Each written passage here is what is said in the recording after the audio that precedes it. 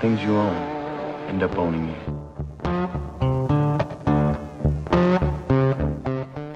What's going on, Cutie Pies? Welcome back to the show. Today's guest is Andrew LaTour. Andrew is the founder and owner of GambaRad. It's a company that offers affordable red and near-infrared light therapy devices that are low flicker, low EMF, and are third-party tested. There's tons of red light therapy companies out there, and what I really like about Andrew is that he keeps it real and doesn't bullshit people on what these devices can and can't do. We talk all about light, and if you want to get yourself some red light goodies, use my discount code LEO10 for 10% off on all GambaRad products. Also, if you want to get yourself some of my merch, head over to IHateOatMilk.com. Enjoy the show.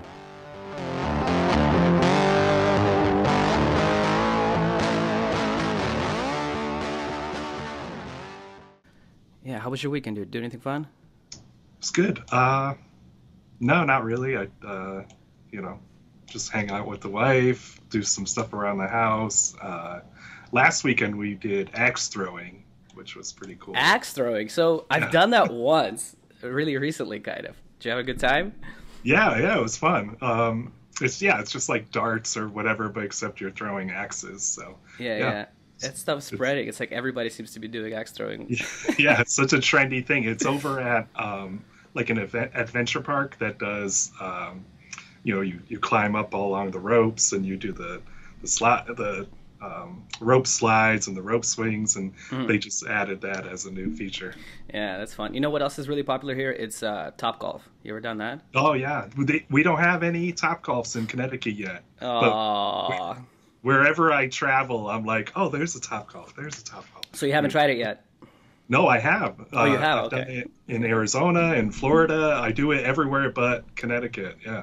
That's funny, but you're like right there. How far away from New York are you? Like an hour or two, or what? Yeah, I'm like right in the middle of Connecticut. So it's like an hour and a half to New York and then an hour and a half to Boston. Mm-hmm. I'm probably a little bit closer to Boston right now. Mm-hmm. But yeah, it's like nobody wants to go to Connecticut. A lot of people lie and say they're from New York or from Boston. It's so true. Associated with Connecticut. So maybe Topgolf just knows that. That's funny. What is that? Why is there such hate on Connecticut? Because I have a friend that's also from Connecticut, and this says the exact same thing. It's so funny. It's just brutal. There's a lot of rich people in the southwest corner near New York because they're rich and they have their luxury homes and it's nice, peaceful area. And then, the rest of the state is really chill. I grew up in a very rural town, very, very calm. But they associate, maybe a lot of rich, kind of snooty atmosphere in the southwest part of the state. And it's just got a bad rap. We can't even hold the Whalers. We can't even have a good hockey team. It's just like, what's Hold on, the is point? there any professional sports teams in Connecticut? Well, now we have the Hartford Wolf Pack, which is a hockey team, but I think it's in the lower tier. Like a division lower? Yeah, lower division. And then they just built a baseball stadium in Hartford, too, which is really nice. It's owned by Dunkin' Donuts, of course. Of course. And, I don't even know who plays there. It's just a nice new field. I don't know. That's funny, man. Yeah, I don't know football. When they just recently put a Dunkin' Donuts here in LA, and everybody was like going. It was packed for weeks. It was like super big. This is not super recently, but pre-pandemic, I guess, because since that time nobody's been really going to it. But anyway, yeah, it was just everybody was so ecstatic for a Dunkin' Donuts. I don't know. I don't really get it, honestly. Do you think it's that good? No, I hate it.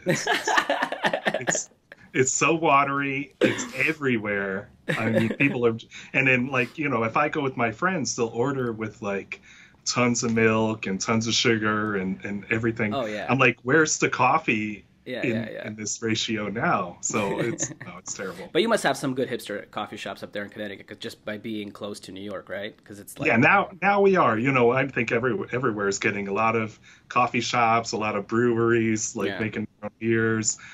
So I'm buying my coffee roasted in a local place now. It's great. So yeah.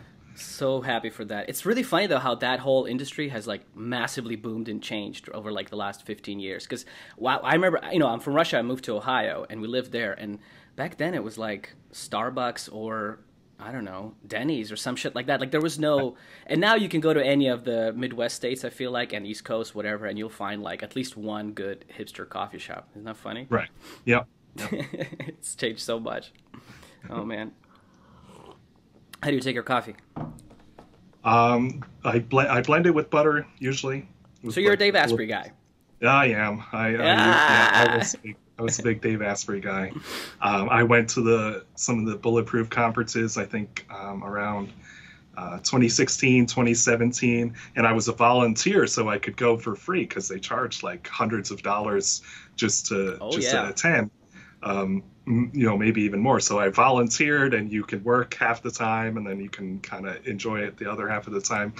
So I was serving coffee and helping people and greeting people at the front gate and whatever. So yeah, good old days. I've been to one of those way back in the day when they just started too. Yeah, they felt really authentic back then, but now I'm off of the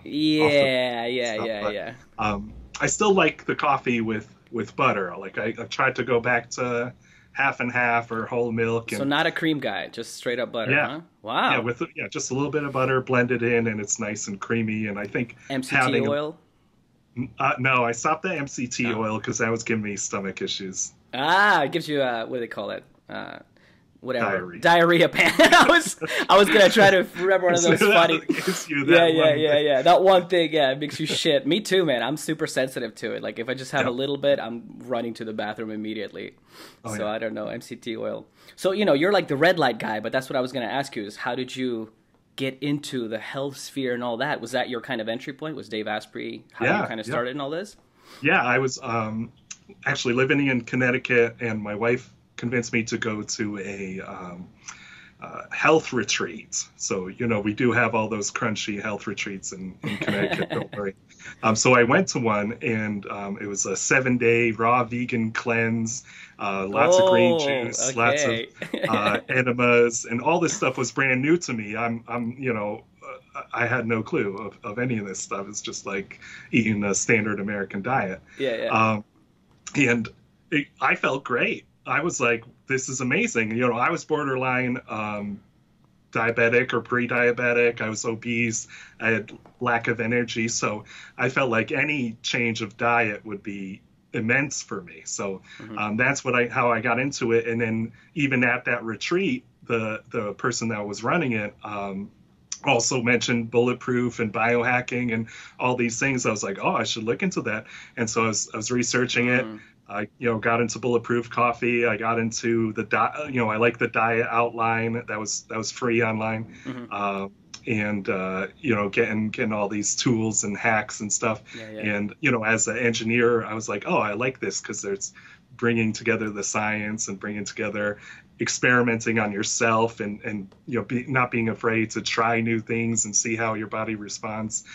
So I got into that, and then on the different podcasts, the health podcasts, they're starting to talk about, red light therapy, especially with blue blockers. That was probably the big introduction for a lot of people of wearing blue blockers at night. Remember, this was around 2016 or 2017, so there weren't a lot of red light therapy companies on the market. No, it was just Dave Asprey wearing his blue blockers. We had blue blockers. Yeah. They came out with True Dark and these crazy. Yes, I had a pair. I don't know. I just lost them at some point, and I just got another pair. I just like fuck that, because they're so expensive now. They're still really expensive, right? I don't know how much they are now, but they were always expensive. And I remember like I saved up a bunch of money. Okay, I'll buy them, the ones, the True Dark, and then I didn't bother going for the like lighter yellow ones or the the lighter. I was just like, fuck it, I'm just gonna get the super. They're like it's like so red. It's extremely red, right? And it's dark too. So I never bought the expensive stuff. I was always like hacking the hacks. So I was like, I got the Uvex, orange goggles. They're the wraparound glasses. They're kind of. I've got some vermilion ones here. Oh, there you go. But you get the Uvex ones that are a deep orange, and those block almost 99% of blue light, and they're amazing because they're full wraparound, and they're big and they're really comfy. I still wear them today. I've gone through like 4 or 5 pairs over the past 6 years, and they're great. And then there's the red DeWalt laser enhancement goggles. Those are only $10. Laser enhancement? What do you mean? What does that mean? You use them when you're working with lasers. They're made by DeWalt, which is a tool company. Yeah.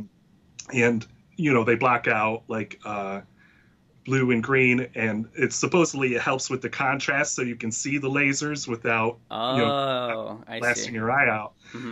But it's a perfect red color. It blocks all blue and green, and that was a hack. Even Dr. Mercola was saying at one point he liked those goggles more than the True Dark goggles. But they weren't marketed for the blue light people, right? So that kind of gets it kind of gets gone to the side because nobody's going to promote stuff you can't make money off of, or you get 2% commission from an Amazon link of $10. Of course. And now, now it's a little bit even more confusing, I feel like, for the average person, because if you go on Amazon, there's so many blue blocking glasses and goggles and all sorts, and they're like $10-$20 each.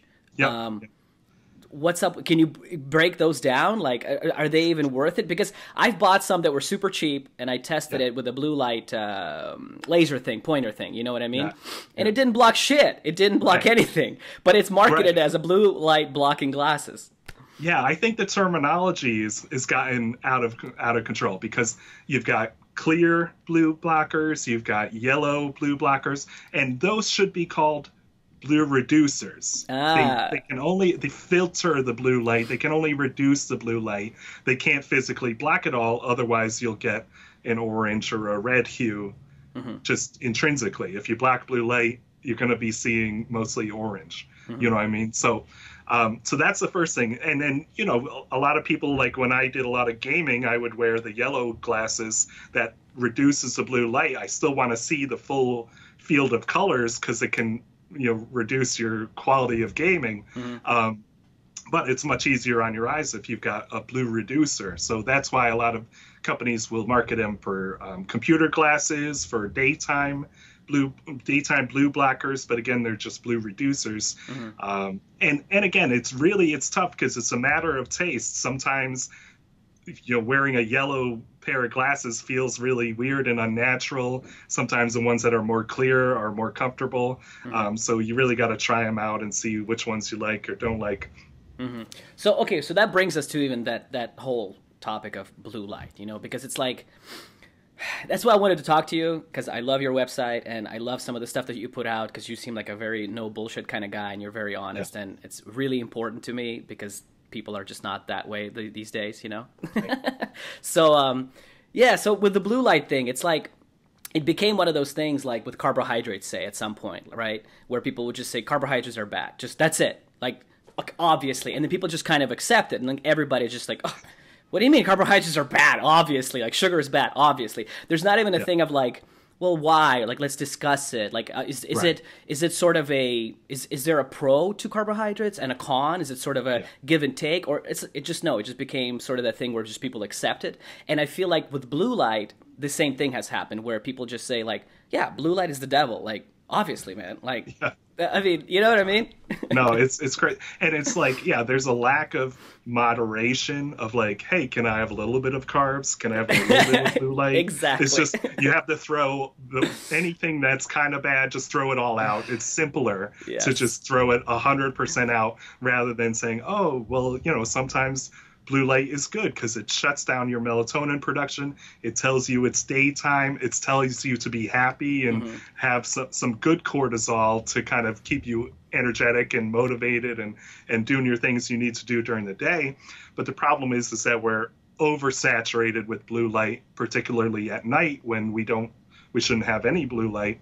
And that's really because, the blue light is sending us the wrong signals at night and telling us to stay awake. It's shutting down our melatonin production. So even if you feel like you're getting good sleep, your quality of the sleep might be reduced because you're not getting that same melatonin production. So it's really an insidious thing. And I think once people realized how bad it was already like surrounding us. Done. And it was just like, get rid of it, shut it out. And yeah, like you said, some of the daytime blue blockers that are really like a dark yellow tint, Raw Optics is big on those really dark yellow ones, and they block all blue light. But I can't handle that. I'm going to fall asleep at my desk during the day because it's shutting off all the blue light. So I need a blue reducer that helps kind of tamper that peak of blue light that comes from your LEDs, your computer screens, your cell phones, and all this. That's why it's so pervasive, and it's so terrifying when it's a great source of fear mongering to tell people, oh, the blue lights, throw out your LEDs, throw out your devices, go to a Kindle e-reader with no backlight. It's just out of control. It has to be. Yeah, I've talked to some people. They'll call me and they'll be like, I just had an EMF assessment at my home, but they also told me to like turn off all my breakers and just sit in the house in darkness. And they're like, do you have any lights that I can use? I was like, they didn't. Oh, man. That whole thing comes from that like ancestral caveman thing, where, like, that's one of my other favorite like stupid things that people say, where it's like, oh, like you want to have blackout shades always because we all slept in caves. Like, I don't know. Did you really think we like we just crawled into a dark cave? Like, I don't know. And how many thousands of years ago was this? It's not like this was your great-great-grandmother. This was like, how many? Millions of years? I mean, how many years we're talking about? You know what I mean? And what has be like competing for caves with like bears? And, like how many caves are out there, right? Like, what are we doing? Yeah. Oh man. So to even like take even a further step back, or like to get an objective view, because like I said, people just accept things like carbs are bad without it's not like you have to be a scientist to look at some of the I don't know, even the experiences that people have. I think that you have to just look at it as a, see both sides of the argument, right? So you're a engineer by training, right? So that's what you. So like to even almost do like a high school class here for a second, like blue light, where does blue light, like what is blue light? Like, can we explain that, the details and all those sort of things? Because like I said, I think people just accept it, right? They don't really know. And like I'm like, I need to just do more content on the basics because I'll just jump honestly, right man, into it's so important. Insane amount of science. Yes. Yeah. Yes. And it's like, okay, blue light. Normally you don't see blue light. You see white light. From the sun, white light in your white light bulbs, white light coming from your screens. White light is the combination of all the colors, right? All the colors come together and they make white light. When you diffract them through a prism, you get Roy G. Biv. You see the colors of the rainbow. Right. You get with red, green, all those. What is it, blue. Roy? So red. Hold on. Red, orange, yellow. Green. Hold on. You skipped a couple. You don't know what you're talking about, Andrew. Yellow. Right. Red, orange, yellow. Yes. Green, blue, violet, indigo. Indigo, violet. Yes. Even though you know that's a little bit arbitrary. Not a little bit. It is arbitrary. Yeah. You know that, right? Because it's. Well, correct me if I'm wrong, right? Because we get that from what's his name, Isaac Newton, right? Because he wanted to narrow it down to a 7-system kind of color thing. Yeah. But it's literally a spectrum, right? Right, almost infinite amount of colors and wavelengths if you really chop it down. Like there's cyan and teal between blue and green. Those are nice colors, but. So anyway, you get this rainbow, and actually the way that acronym works is in correct order of longest wavelength to shortest wavelength. So red is the longest, violet, violet and blue are the shortest wavelengths around starting at about 400 nanometers and above. That's blue. Around 400 and below, that's like violet and ultraviolet, which is invisible. And that's literally the length of the wave, but the frequencies remain the same throughout that spectrum, or no? What's that? The frequency. So frequency is the inverse. So as wavelength increases, frequency decreases. Okay. So it's because it's there. The longer you get less frequent waves, the longer they are. Gotcha. Kind of radio waves are very long, but they're low frequency. So with the blue light and the violet light, they are higher frequency. So you got it right on. It's a higher energy kind of frequency. So again, when we see these colors, when we see these lights, and there's natural during the day, the sky is blue, we get it from the sun and things like that. So it tells us to kind of wake up and do what we need to do. The kind of photobiomodulation aspect of blue light and UV light is that it's high frequency. It's almost imparting a higher energy, and it's more reactive to like chemical reactions and to photobiomodulation reactions. So it can cause good things like stimulating, vitamin D production if you've got UV. Blue light can kill bacteria because it's such high energy. It helps. UV and blue light are a higher frequency that help kill bacteria, and it's used for like acne and things like that. So it's been accepted for longer than even red light has been accepted as a therapeutic low intensity therapy. Is that blue light and UV light can be used, to create all these biological effects. So very high intensity blue light, just very similar to UV, is that it's got a very detrimental effect if it's going into your eyes, which is obviously very sensitive, or even can cause breakdown to the skin. So again, right. So when people say, yeah. But when they tell you not to go outside in the sun too much, that's because of the damage of the UV, right? Which the sun but the sun emits all of those. Right. It's got the full spectrum. So some of the argument is that it's balanced out with the red light and the near infrared and the far infrared. And so you're getting healing factors from the red light, and then the kind of suppressing factors from the blue and the UV, and that's kind of balanced out with the proper sunlight and certain spectrums. Interesting. And is that balanced out in the sense of like it's emitting the same amount of those lights, or is there some sort of specific balance between those lights? It's kind of like, I think about almost 50% of sunlight is reds and infrared, like all of the reds and the infrareds is about 50% sunlight. The rest is visible light and some of the UV. So we get proportionally a little bit more of those healing factors than we do with the blue and the UV. So we want kind of proportionally less blue and UV than we do red and near infrared and far infrared. Yeah. So to say all blue light is bad, quote unquote, right? It's also, even though the whole, natural thing, it's also kind of an argument that you could, go against, because like you and I are talking on the computer right now, it's not natural, but it's cool. We want to do it. So, that's just because it's not natural doesn't mean it's bad. But the sun does naturally emit blue light, right? So, like I said, because I've talked to people that don't really put these things together, I just want to make it clear. So, because then you can, take it and do what you want to do with it. So, and then you talked about infrared. So we got red light. So I want to clarify the differences between like infrared. What is near infrared? And red light, like what, because again, I want it to be clear. For sure. So once you get into the longer wavelengths, so you start 400 is right when kind of blue and violet kind of blue starts, and then about like from 400 to like 480 are all the blues, and then from 480 to like I'm guessing off the top of my head, it's like 480 to about 550 is most of the greens and the cyan. And then 550 to 600 is going to be more starting to turn yellowish in that spectrum. And then from 600 that's when we start calling it red light. That's when you get kind of more an orange, and then more than 600, about 600 to 700, that's your red range of wavelengths. So that red is a visible light color.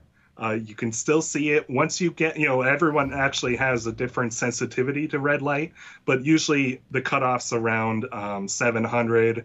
By about 780 is where the official cutoff is for near infrared. So again, once you get into that invisible spectrum, we can't see it anymore. So infrared and near infrared is going beyond the red light, right? Yeah, That's going beyond the visible red into terms of longer wavelengths. So just like ultraviolet, we can't see on the shorter end, and then we can't see on anything longer than red. Okay.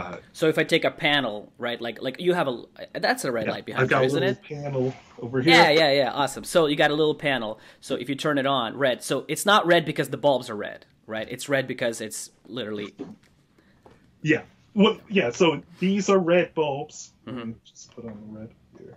So I've got red. I've got 630 and then 660. But probably to you, it's just a big red glow. Yeah, pretty much. But so it's visible. It's visible. It emits light. I can switch this to only do near infrared, and yeah, you really can't see anything. Sometimes but there's light on right now. Oh, okay. Yes. Yeah. So it's an invisible wavelength. It's an invisible light, and a lot of people say, oh my god, it's malfunctioning, there's no light. And we do call it near infrared light. It's part of the optical light spectrum, even though you don't see it, but it's emitting these wavelengths that we can't see, we can't perceive. Like I said, some types of phones will show it kind of like a purplish kind of glow to it.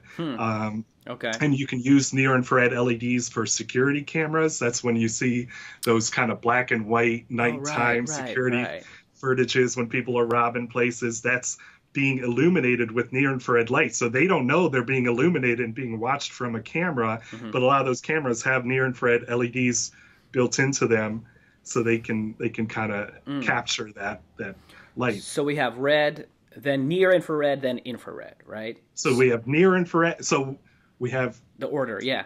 We have red and then infrared, and then inside of infrared is near, mid, and far.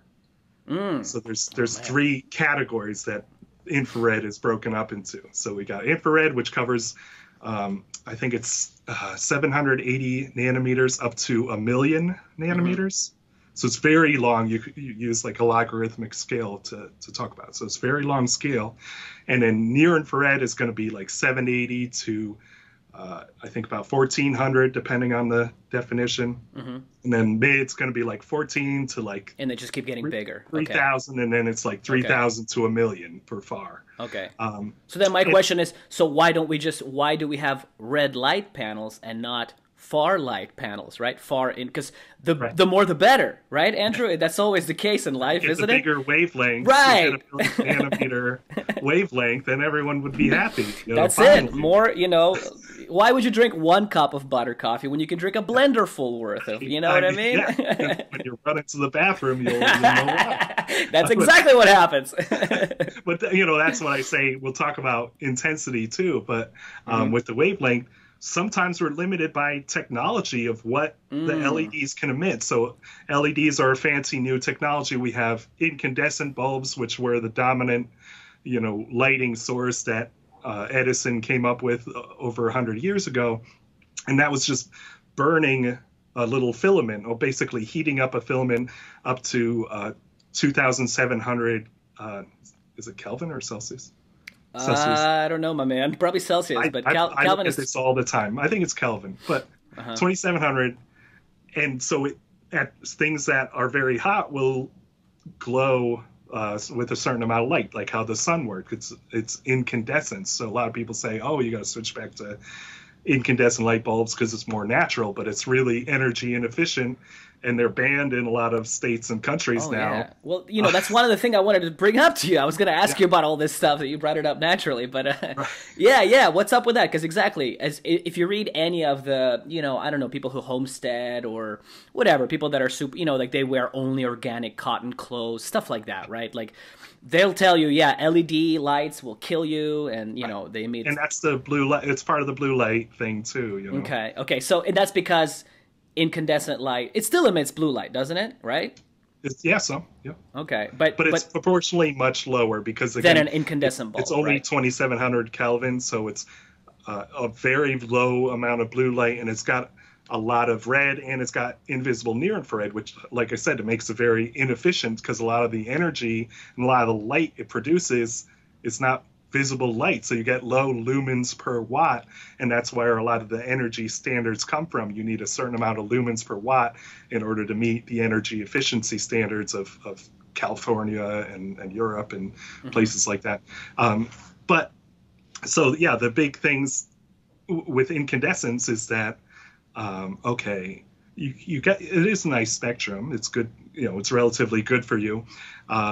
It's pretty low flicker, but it has some flicker because whenever you plug it into the AC, there's some modulation. But because it's running on almost heat, the heat is buffering that flicker. So it's not very hot, not very much. And so then, flicker, another thing I wanted to ask you about. Yeah, right? we're going to jump into I know. All right, I'm sorry. Go ahead. You can fit it. So you've got flicker, you've got EMFs, right. And then you've got, some people say heavy metals is a problem with LEDs, which is just... I haven't heard that one. With LEDs? Yeah. No, oh, my God. It's going to be... Although, man, it's so like I've heard that with everything. There's one study where they took cheap plastic, little acrylic button-type LEDs, and they probably shaved it off and did a chemical analysis of the epoxy, not of the LED itself, of just the epoxy they used to color the LED. Yeah. And they found some lead or some, to make that color. And they found it, and oh my God, LEDs have heavy metal, throw them all so that away. could possibly mean that it's LED emitting you would it? buy in the store. Okay. And I say there's regulations. There's ROHS and REACH, REACH, which are regulations on you can't have lead, you can't have heavy metals in any electronics, not because they care about your health, but because they don't want it to go in a landfill and maybe it'll cause problems when it reaches out to landfill. Well, the most important things first. yeah. So I try to remind people, like, there's standards on EMFs with LEDs and this technology, which maybe weren't implemented right when they came to market. So they were high EMF when they first came out 10, 15 years ago. And I think a lot of people latched onto that. And I'll have people troll me. They'll be like, oh, I was listening to the AM radio in my garage, and I just plugged in some of these newfangled LEDs, and it caused static on my radio. While I was trying to listen to the AM radio, I caused static when I turned on my LEDs, and I threw out LEDs, and I'll never go back to them. And I hear these stories a lot. I don't know why I attract them so much, but so I was like, have you not tried like a modern LED? Like, no, it has regulations, to be, like I said, from the gosh. FCC. You can't have all this, because basically they use power drivers that regulate the voltage to the LED so you don't burn out the LED. But that can create some stray radio frequencies. So again, maybe it was a problem in the past. The FCC is regulating this harder. Again, they don't care about your health. Let's be clear. They sold those radio waves to the radio companies, to the Bluetooth companies, to the 5G companies. So they don't want your LEDs to mess up with the wavelengths that they sold. So, I mean? It's a commercial thing. I know, man. That's not your health. That's what we need. But that's why they're regulating it now. So that that's not. I've tested a lot of LEDs, and the EMS hasn't been a big problem with just standard LEDs. And then blue light, like I said. So I was getting back to wavelengths of LEDs. Yes. So when we first invented the wavelengths of an LED, it was actually the red and near infrared LEDs were the first ones invented, and they were first implemented as indicator lights, like on your, if you remember having like a red digital clock, all the digital clocks were the red digits because the LEDs were very low power. So that was a very small red light therapy alarm clock, yeah? Right. So and then you got the near infrared lights were being used on your TV remote controls. Right, because you can't see them. Right. Yeah, you press it and it sends some sort of maybe pulse signal to turn on and off the TV or something and change the channel or whatever. So that's all LEDs could do. They were very low powered. They thought you really couldn't use them much for anything else until they came out. Somebody developed a high powered blue LED.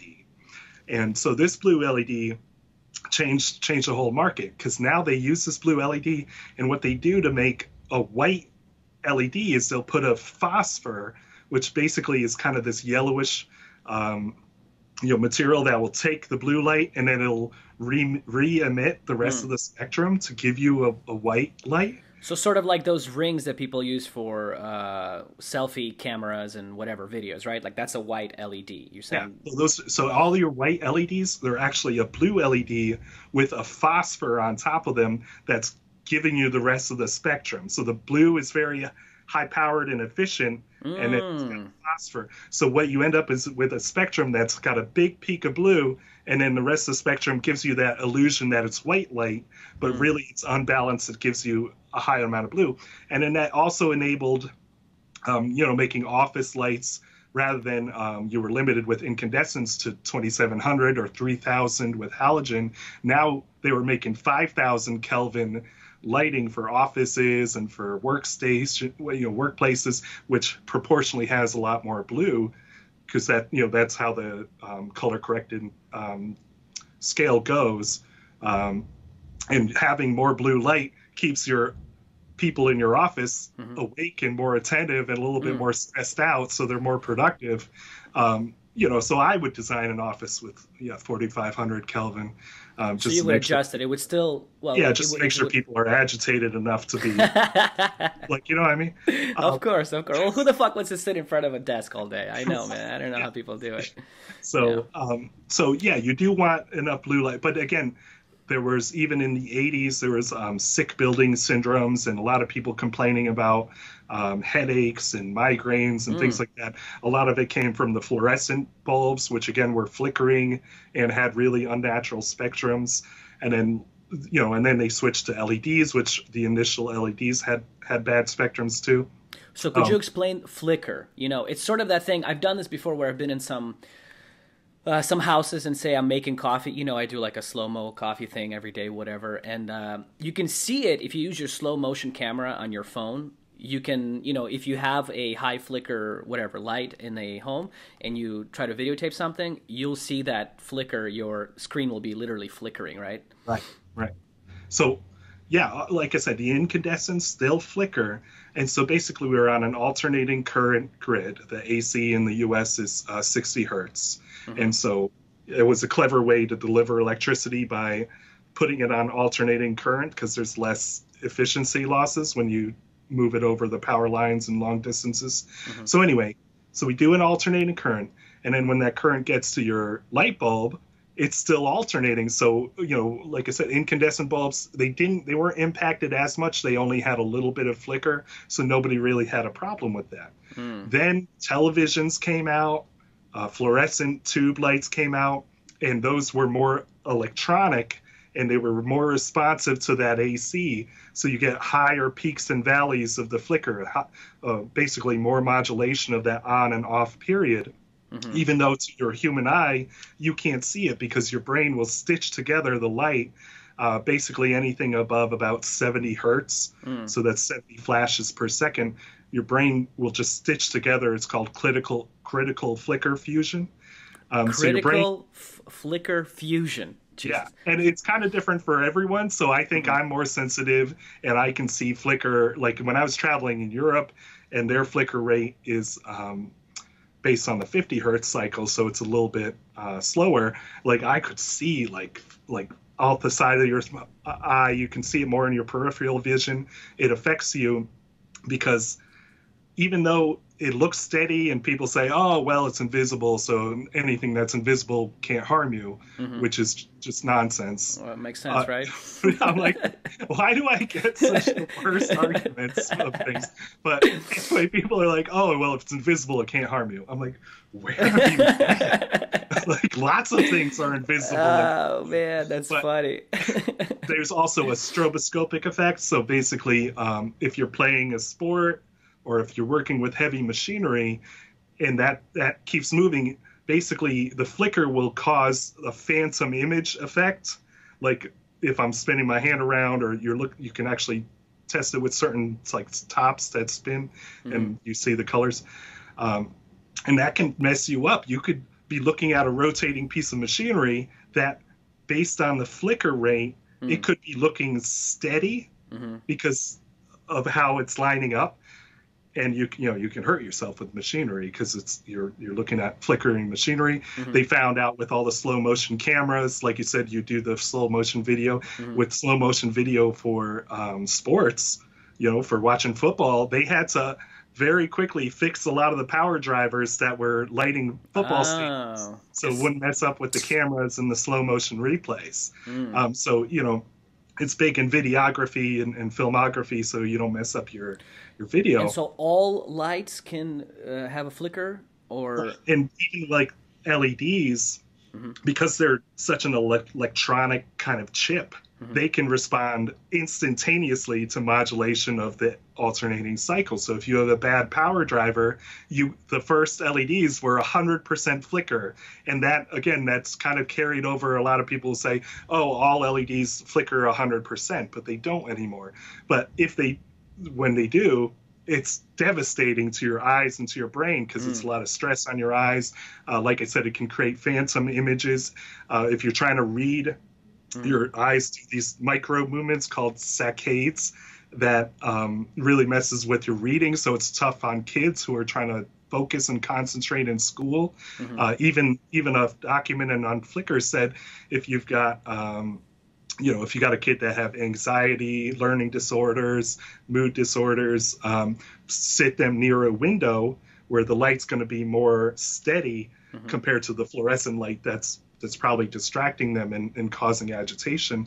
At least the sunlight can help buffer the flicker from your indoor lights.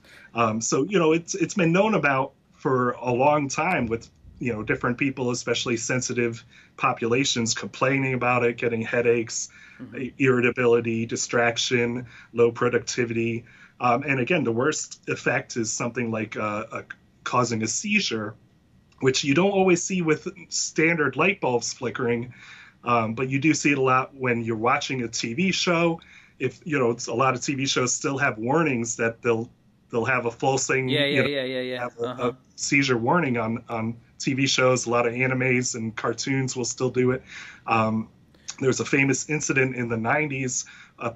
Episode of Pokemon sent over 800 kids to the hospital for seizures in Where Japan. is this? Oh, in Japan. Okay. Yeah, in Japan, and that episode never aired in the U.S. And I was sad about that. So did you find it ever? Did you? Yeah. No, you did? Yeah. No, you can find it on YouTube. But, and it was like, again, this became the center point of a lot of research on Flickr and how these kids responded. It was the cathode ray tube, the old style TVs with the long back that were shooting X-ray at your eyes. Oh, yeah. But it also uses rastering and flickering to create the images on the screen, and it had high contrast blue and red light, and they found people responded more to the red light pulsing to trigger the seizure than any other color, which I tell people is kind of important. If you're selling red light therapy panels that have high flicker, that's literally the worst color you could flicker to somebody.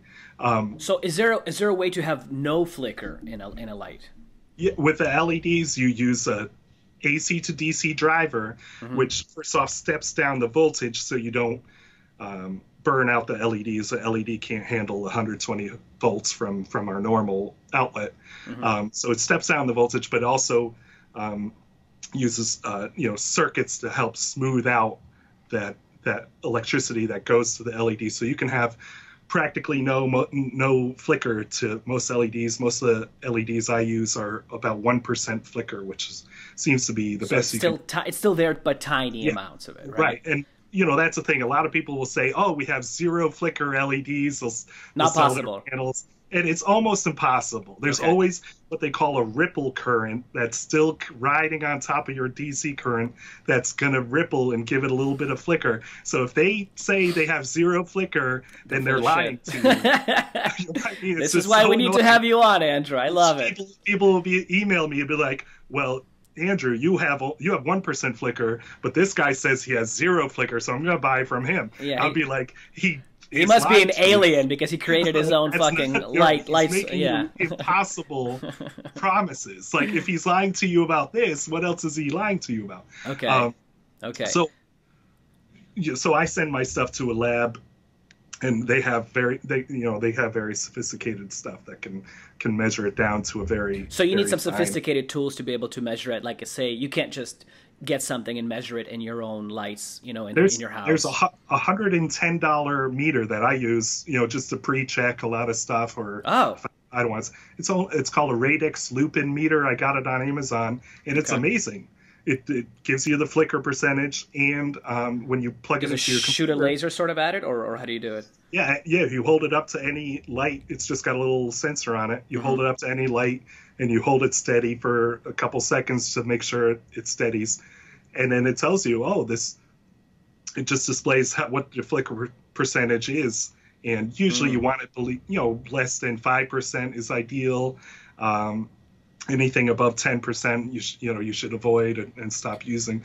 So like I was telling you, when I do a slow-mo shot using my phone, if I've done it like in my mom's house where she's had like old incandescent lights, and it's like, it's very, very flickery, right? Right. So then that test is kind of a yes or no. It does flicker, but it doesn't tell you the percentage of modulation. And So I was it just doesn't saying tell that, you- and I've bought things from Amazon for, like those lights that, like some of the lights I have on now, they use LEDs. And if I use that and use my slow-mo cam, I don't see anything. So that just means, even my point is, like, even some of the cheap LEDs that you'll just buy from Amazon or whatever, eBay, they're also been upgraded to now that not to have such crazy flickers like back, years ago. Sure. And I started doing a couple blogs of good white light bulbs if you just want safe light bulbs. I tested a lot of white light bulbs out that are high quality, low flicker, low CRI, or high CRI. And white, you mean, are they incandescent or are they also LED lights? They're LEDs. So LED. to help people switch to LEDs, have more confidence that, hey, here's some LEDs that I tested are very low flicker, just standard LED light bulbs. Because it's kind of a minefield. People don't want to deal with the hassle of buying it. Oh, it's a crazy, and like you said, and you have returning it. Yes, and like you said, you have all these companies that tell you a bunch of bullshit. Everybody's confused. That's why I wanted to chat with you in such a way. So there's a lot of great cheap, especially just light bulbs on the market. So you're not afraid of LEDs in your house? Your house is lit up by regular LED lights. You don't have incandescent bulbs that Edison would use back from the day, huh? Yeah, no, I switched all over high energy efficiency. I think one of the biggest problems, once you fix all the normal problems with LEDs, getting low flicker, getting the right color temperature, which basically you want warmer temperatures for rooms like maybe that you use at night. You want higher temperatures, which is the cooler. It kind of doesn't make sense, but it's the cooler whites that have more blue. You're saying the way it looks, right? The way it looks. Like behind me, I've got a very warm white. So that's a lower Kelvin. But you want higher Kelvin maybe during the day. But I think getting the brightness right with LEDs, because they're so much brighter than incandescents. I think a lot of people are like, oh my God, it's too bright.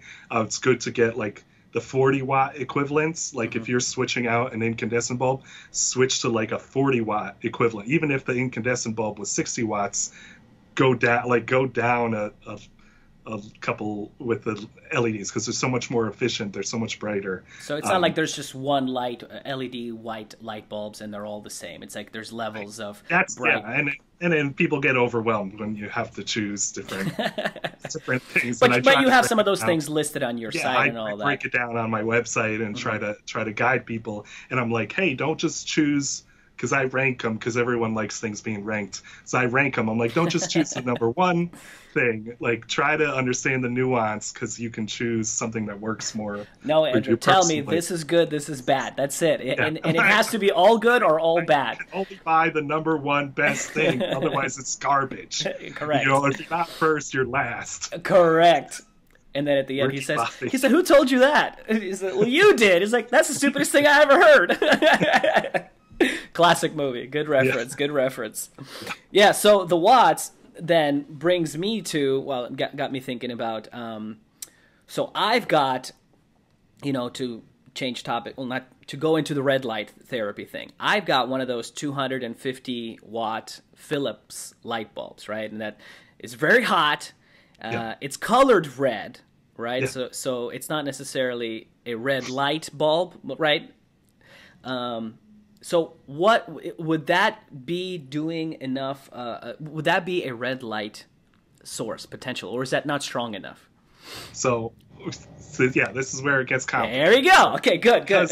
For some reason, and again, they shouldn't be complicated because it's an incandescent light bulb. So it's been around for 100 years, but somehow they want to tell you, oh, it's so old and it's been around for a long time, but it's so mystical and it's going to heal everything. So everyone likes to have it both ways. Yes. But it's an incandescent light bulb. So it's a simple thing. You use it to keep your livestock warm. You use it to keep your French fries warm at the catering place. It's the same technology. Same. And sometimes they use the red. Yeah, you keep your chickens, keep your cows warm in the winter. But you can use it therapeutically, sure. And it does emit red light. It emits near infrared light, which sometimes they just kind of call it a near infrared bulb, and it emits infrared light. So you can call it all of those things. You could call it red light therapy. You can call it near infrared light therapy. You can call it infrared light therapy. Those don't really mean much. Like, you got to break it down to the spectrum and like you said, the intensity and the power output and what's it really doing. So and that's why the scientists redefined a lot of these terms. I think it was around 2014 where they established the term photobiomodulation, which is pretty recently. Photobiomodulation is the non-thermal effects of light on biology. Specifically red light on biology? So it's not necessarily. It could be blue, it could be far infrared, but basically it's got to be non-thermal is one of the keys. And most of the time they are researching red to near infrared, and again, that's where people associate photobiomodulation with red and near infrared, LEDs or lasers, because that's where most of the studies are, but it's not just that. You could use blue, or you could use far infrared if you want. But it's non-thermal, so that they purposely designed it to exclude those heat lamps, those 250 watt heat lamps from the science. It's not that those don't have any effect. It's just that you got to separate your variables when you create scientific studies. You can't have heat and light. Like, heat on its own does a lot of stuff, and so that'll throw off your understanding of what does the light and what does just those wavelengths do, rather than you got a lot of heating effects too. So back to your question with the 250 watt heat lamp, it's emitted. You mostly you're going to feel a lot of heat, and you can't. A lot of people kind of throw that away, and they say, oh, well, if you look at this Planck's constant curve, you can calculate about and everyone's got a different calculation. About 14% is that red to near infrared range. That's the therapeutic window that we talk about for photobiomodulation. So they're going to piggyback all their medical claims and say, oh, it's giving you 14% of these wavelengths are these photobiomodulation wavelengths, which has been studied for everything. And you can get it in a $10 heat lamp, which is great, and it's kind of generally true. But then you're throwing out, the baby with the bathwater when you've got the rest of the 86% of that spectrum. You're saying, oh, is that garbage? Like, what I mean? Like, you're just going to ignore 86% of a spectrum and just say, oh, this 14% is doing all the heavy lifting, and the rest, which is most, it's going to be more heating, it's going to be warming you up. But there are photobiomodulation effects, even with mid and far infrared, because it helps create structured water. So it does have therapeutic effects. I think the biggest thing with a near-infrared heat lamp is make sure you have enough distance that you're not overheating your skin or overheating your eyes. And you can use it for that heat therapy. I just got a Bearer, the German brand. Haven't heard of it. It's like an incandescent lamp. It's very popular in Europe, actually. It's a halogen red heat lamp, and it's really neat. But it's a very nice kind of soothing kind of heat lamp that some of those 250 watt bulbs are pretty intense because they really blast a lot of heat. Oh yeah, I've done that mistake before where I tried laying naked and just my balls got cooked, man. It was just scrambled eggs, So I was not that close. It was too much. Right. Yeah, on some cold days. But So let's say you take that bulb and you compare it to one of your panels, say. Your panel is emitting much more red light, right? How do you calculate that? Like, how do you measure that?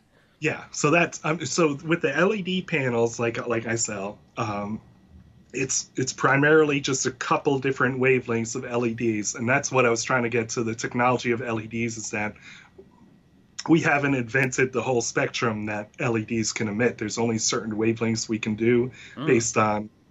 It's basically kind of a semiconductor chip that when you run electricity across it, when the electrons kind of have to jump a band gap, they emit light.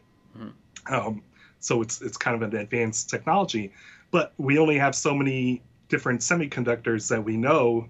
We can make, maybe 630 nanometer, which is red. We can make 660. We can make 670. And then we usually jump into the near infrareds, like 810 nanometers, 830, 850. Those are the most popular ones you hear. So it's very specific, but then LEDs are quasi monochromatic, as opposed to a laser, which is monochromatic, which only has like one wavelength. An LED will have a small spectrum on either side. So if I say, oh, I've got a 660 nanometer LED, it's actually got plus or minus about 15 nanometers on either side. So you get kind of a little bit of a spectrum. Again, we don't even know if that matters for, like say we're comparing lasers to LEDs or even to incandescent, which is a broadband spectrum, kind of like the sun, where an incandescent, your heat lamps, emits kind of a very broad spectrum. And, depending on how you calculate it, the peak is I think around 1,000 nanometers, but it doesn't even matter where the peak is because the spectrum is so broad, it doesn't matter where the peak is. So, there's not a lot of research that says, can you compare broadband to LED to laser? But we just know, hey, if you're in the right range, you're going to get the right benefits and you get the right intensity, but that's the power or the kind of, it's analogous to brightness, but like we said, a lot of time it's invisible. But the intensity is your power output per unit area. So if you take an incandescent light, so if you take a Philips 250 watts light bulb, right? How much, red light is it emitting? Do you know? Is there like a number? Yeah, say like 14% of that 250. 14% of that 200. Okay. And then if you take one of your panels, let's say like a small panel or a medium-sized one, or I mean, you know better. So tell me. So that's the thing. It's like 14% of that spectrum. Let's say roughly, is red to near infrared in that non-thermal range, and then our panels are going to be 100% red to near infrared. So it's kind of proportionally. But then you're trying to reconcile what's the intensity of that output, which I forget the numbers, but let's say it depends on the area of that incandescent bulb. So let's say my panels, I know, are mid-sized panels. Maybe if you're about a foot away, let's say you're about 20 milliwatts per centimeter squared. That's the intensity. I'm sure you get similar with the incandescent bulbs. But like I said, with the incandescent bulbs, you're getting a lot of heat effects and you're getting a lot of those extra... Which feels good, but if you're just looking for the therapeutic effects of red light, it's not... It's only 14% of that. Right. So it's hard to reconcile, but you do get a lot of benefits, both thermal and non-thermal from the heat lamps. Yeah, heat feels good, right. Yeah. With our lamps, it's much less power. So, let's say... one of my mid-sized panels that could be equivalent size in terms of coverage, those are only consuming about 30 watts, as opposed to yours is literally 250 watts. Yeah, so it's much less power. Right. Again, it's just non-thermal because the power is relation. I could blast you with a high-intensity red laser and burn a hole through you. I just shared there's some new it was like 65 million milliwatt laser that's going to be used in the military. Oh, Jesus Christ. Yeah, it's just a nightmare. But I always tell people, just because you have red and near infrared light that people will constantly say over and over, it's non-thermal, it's non-thermal, it's non-thermal. If you have enough intensity, you can burn holes through stuff. That's the whole point of calling it low-level laser therapy, or sometimes they call them cold lasers. And LEDs inherently are lower power, so they're much safer, and you won't get a heating effect. But a lot of companies are trying to figure out ways to make LEDs higher and higher powered. That's kind of the opposite of where we're trying to go. We're still trying to be non-thermal, so it's a lower intensity. So you're not going to feel any heat off of one of your panels, right? You just see the light. subtle. It just looks cool. Yeah, and that's what I think a lot of people confuse that too, honestly. Again, it may seem like a trivial thing to you, but a lot of people think that it has to be hot, right? That's where, and I'm like, no. It's not even hot usually. You probably don't feel anything. It just looks red and you can see it and it looks like it's hot, but it's just the light. But versus a one of those Philips light bulbs or other brands, it's hot, but it's not hot because of the red light. It's hot because of other stuff. Right. And it's based on the intensity. And again, I was reading a textbook on photobiomodulation where they say you don't feel anything during treatment. You might not even feel anything after treatment. It's so, again, Andrew, I want to feel like I'm getting tattooed. I want to just fucking, X-Men supercharged, And that's what I've been trying to, I'm like, if you want instant gratification, buy a heat lamp. It's only $10 and you get the feeling of something. If you just want to feel something for once in your life, get a heat lamp, and that won't stop you. It's, what are you going to do? Okay.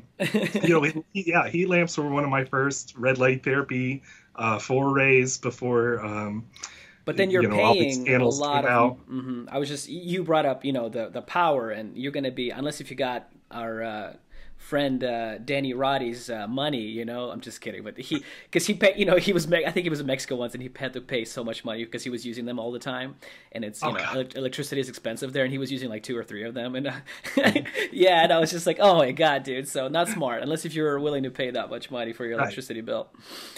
Yeah.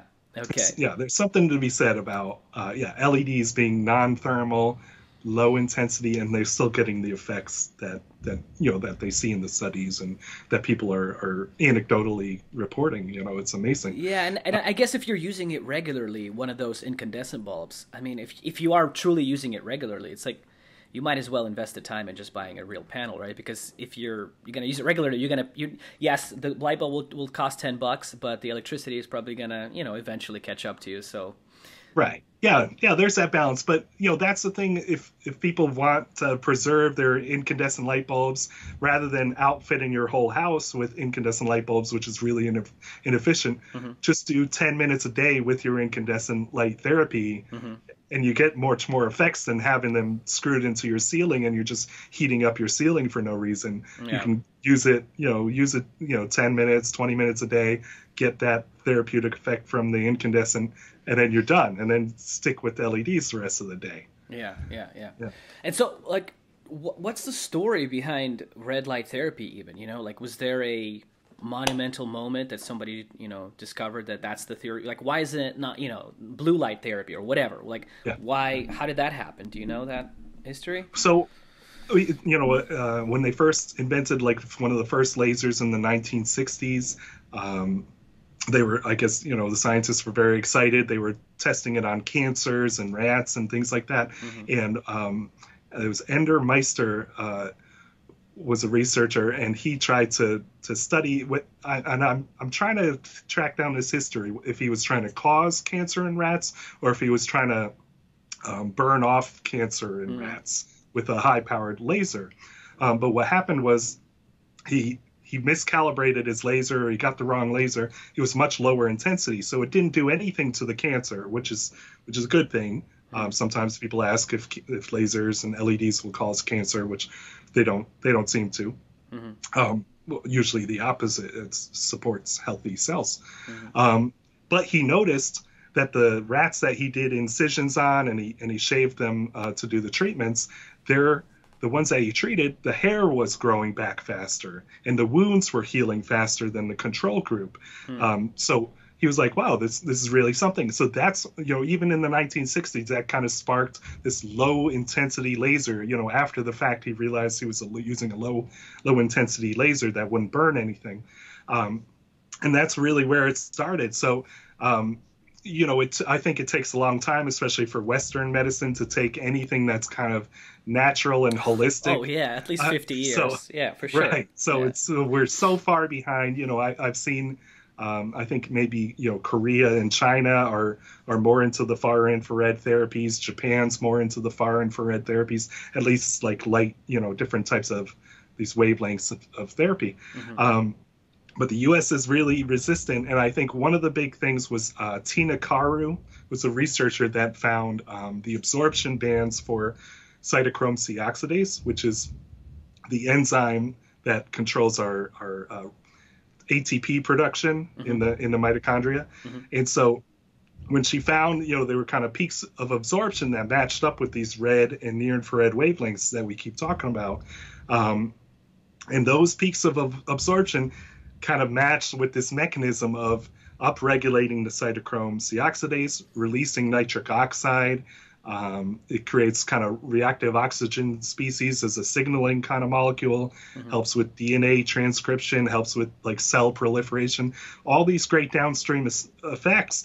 But they finally linked it to a mechanism. So with Western medicine, we got to have a mechanism. You can't just magically, you can't just magically be curing people with no clue of how it's working. That is so true, man. Now you have to wait for a mechanism, and then and then you have to experiment and prove that there's a way to not do that with the same thing. That means it's not that healing and it's not that good. To turn it on. Right. It always has to be the thing. 100%. So you got to have that. So I think that mechanism was really pivotal. I think a lot of people take that for granted, and it might not be the right mechanism.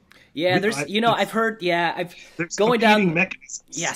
Yes. Or multiple mechanisms. There's the easy water mechanism where it absorbs.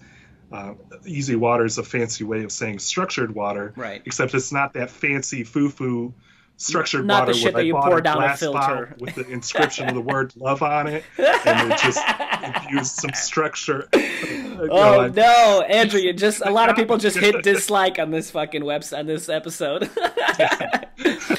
Or those little, like, have you seen those like little, like, they're always like golden or copper little filters that you just pour water through, and it says, oh, it's structured now, and it's just like, it's a fancy wine aerator. Yeah, but it's like even the wine aerator looks nicer. Like, I don't even know, it's just like a hole. You're like, what the fuck did that do? Like, are you serious? Oh my god, that's the worst. And then they'll show you like snowflakes. The word love to one of them, and they whispered the word hate to the other one. Oh, but anyway, true. So easy water is exclusion zone water. Gerald Pollack's group has studied it. There's free research articles on PubMed about it. He's got a book called The Fourth Phase of Water, which basically when light, particularly infrared, but when light hits water and it's near a hydrophobic surface, which means a water-loving surface like our tissues and things like that, it will create layers of exclusion zone water, which is kind of, they call it like a gel-like water. Mm-hmm. So it's got very different properties. It's got, it's arranging itself into a right kind of structure. And supposedly that's critical for some of our intercellular processes in our membranes, in our mitochondria, and in our cells, and it helps them work more efficiently when you get that light. And they say it's like a battery that can store energy as well. It can absorb UV light better, which apparently helps store that energy and protects us from UV. So it's really amazing. So again, that's one of the mechanisms that I've seen another author say, hey, we don't all have to buy into this CCO dogma. You can get into the easy water mechanism as well, which there's a higher probability. There's more water in our cells than these CCOs, so there's a higher probability that eventually the light will be absorbed into water than it would with the mitochondrial aspect. So anyway, so the mechanisms is a huge part of getting the mainstream adoption. I think, and I think it's been, people don't talk about that as much, but I think that's a big part of getting the scientists on board, doing more research, having something. And so now, you can go on PubMed and search these different terms like low-level laser therapy, LLLT. And that's the same thing as red light therapy, right? That's just a different way of saying So, they're like just. most of the studies on PBM, photobiomodulation, most of the studies do use red and near infrared, but they don't exclusively have to. So most of the time they are. But it does match with Tina Caru's peaks that she found were in the 600 nanometers and 800s.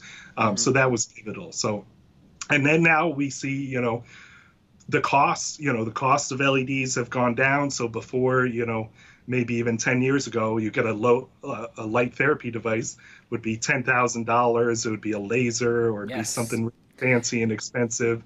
Yeah, man, that brings us to that question, right? Because it's when I started looking at this stuff, and wanting to get one of those things, I think Juve was one of those earlier companies, right? And their shit was so expensive, I couldn't afford any of it. It's just like I didn't think it was worth it, And why are certain brands red light therapy devices so marked up versus other ones where it seem a little more reasonably priced, like yours? Right. I mean, yeah, there's a lot of reasons. Most of them are business and marketing reasons.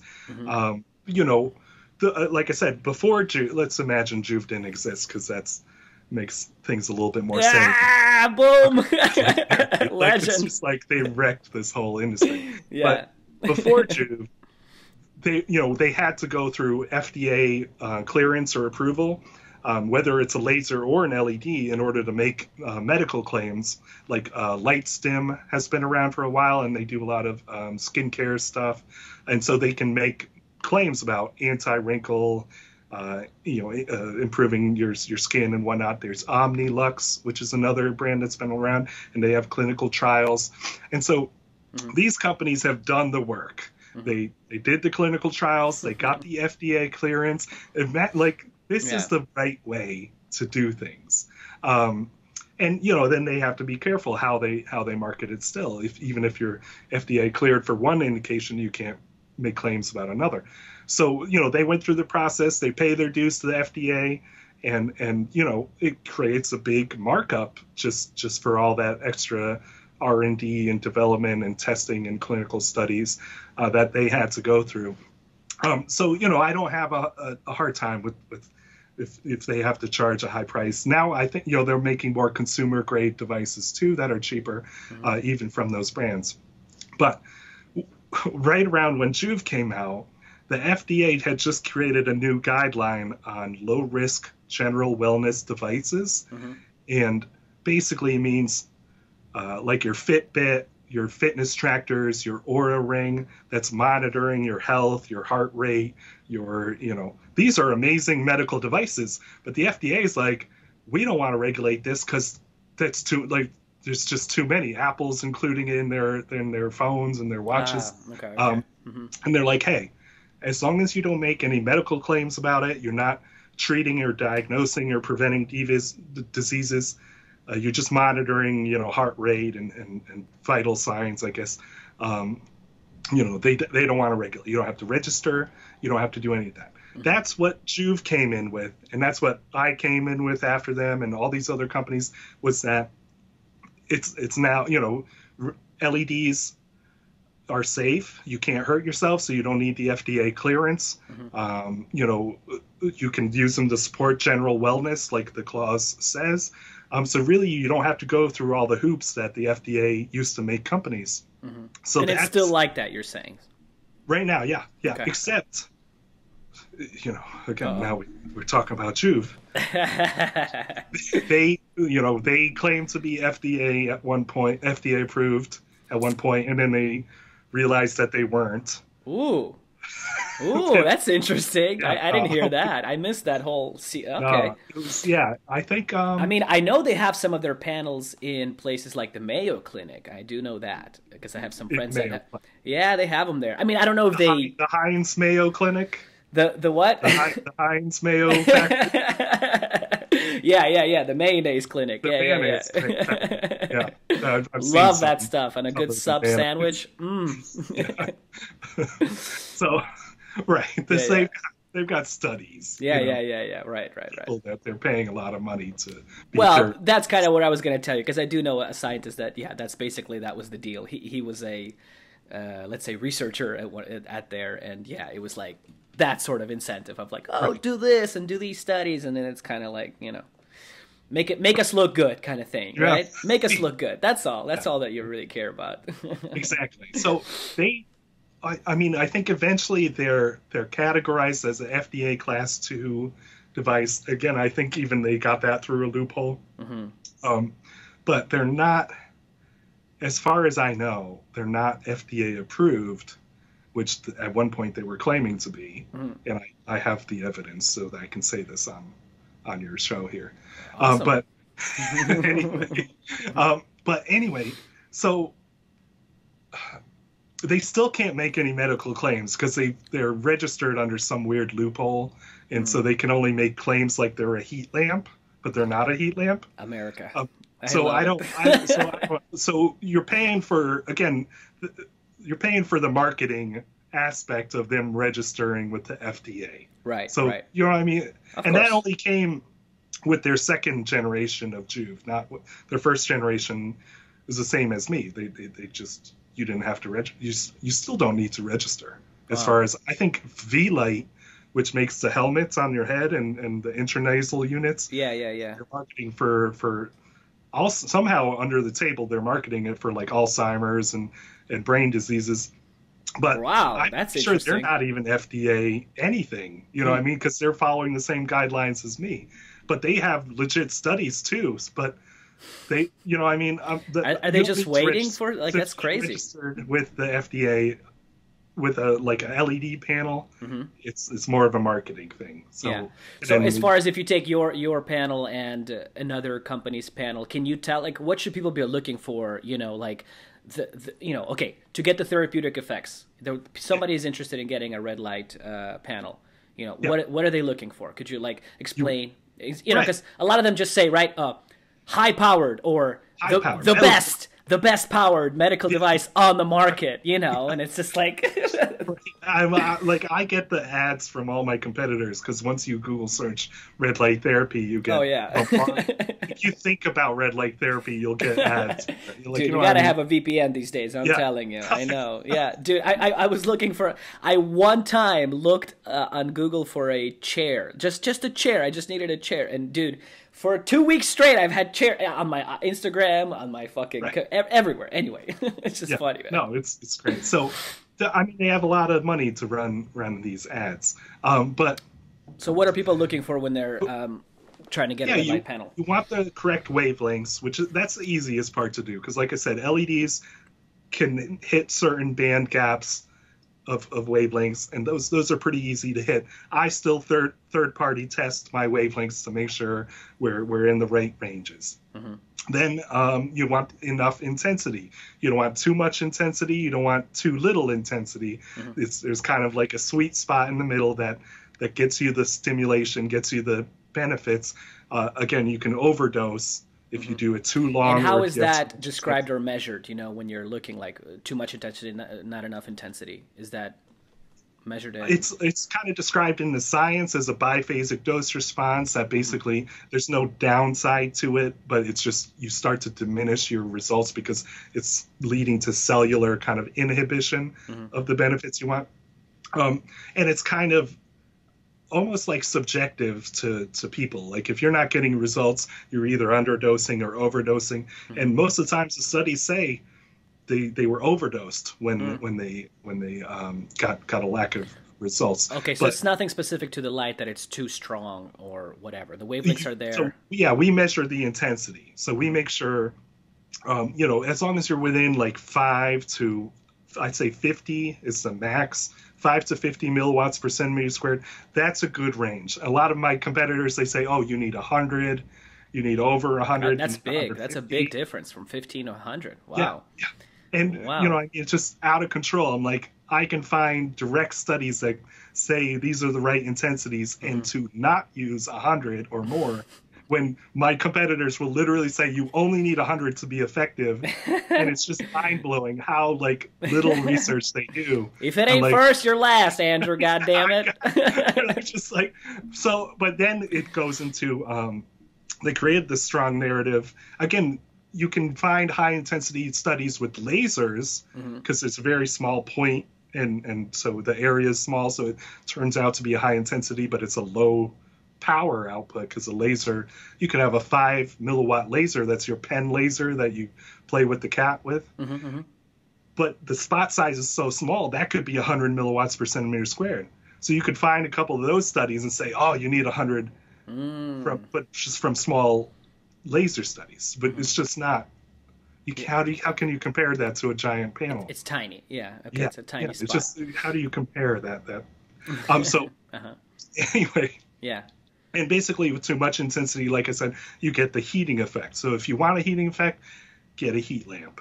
You know what I mean? If you want a high intensity LED panel, you're going to get more and more heating, and the more heating you get, the less effects you get in the long term. Or, you know, again, you could be overheating your skin.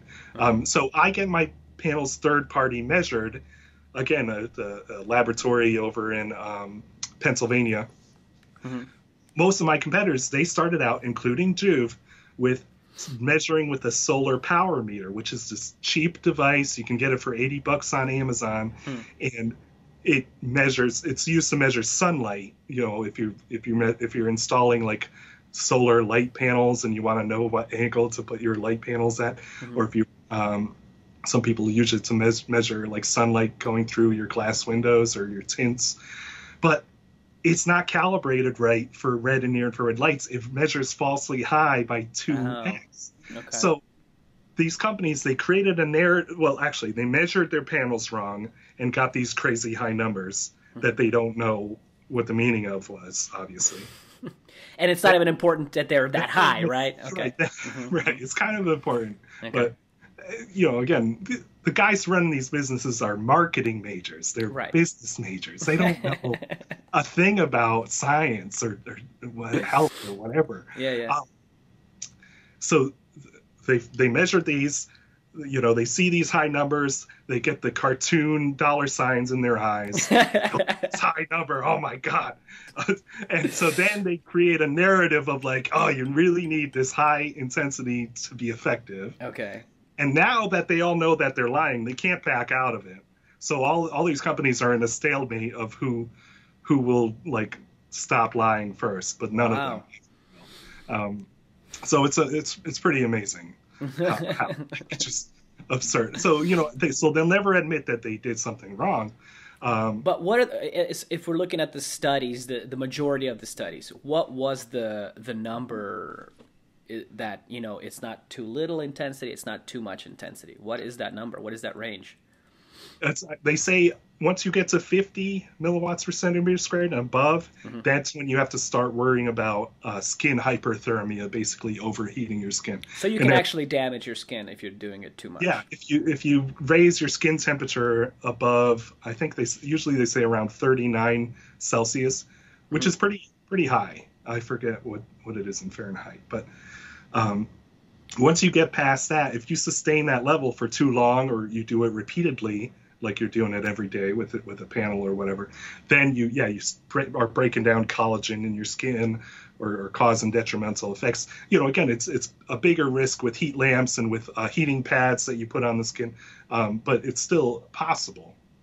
So basically, and they say definitely after 100 milliwatts per centimeter squared, that's when you really need to watch out for overheating your skin.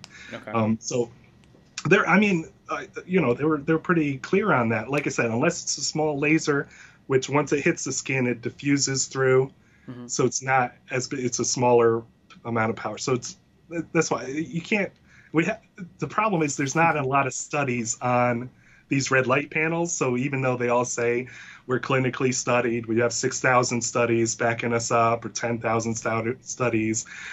Right. Yeah. Studies, right? I was trained to read scientific studies. Where's that from? Laser. Oh, that's Austin Powers, isn't it? I was thinking, where's that? You said laser in this, and where's that from?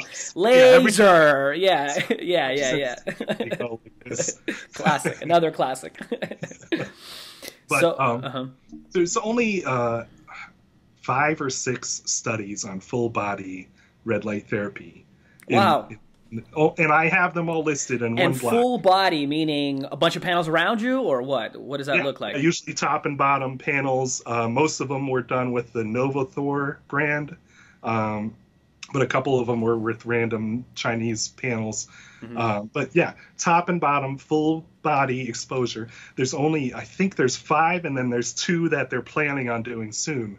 But that's the entire body of science that we're going off of. For full body stuff.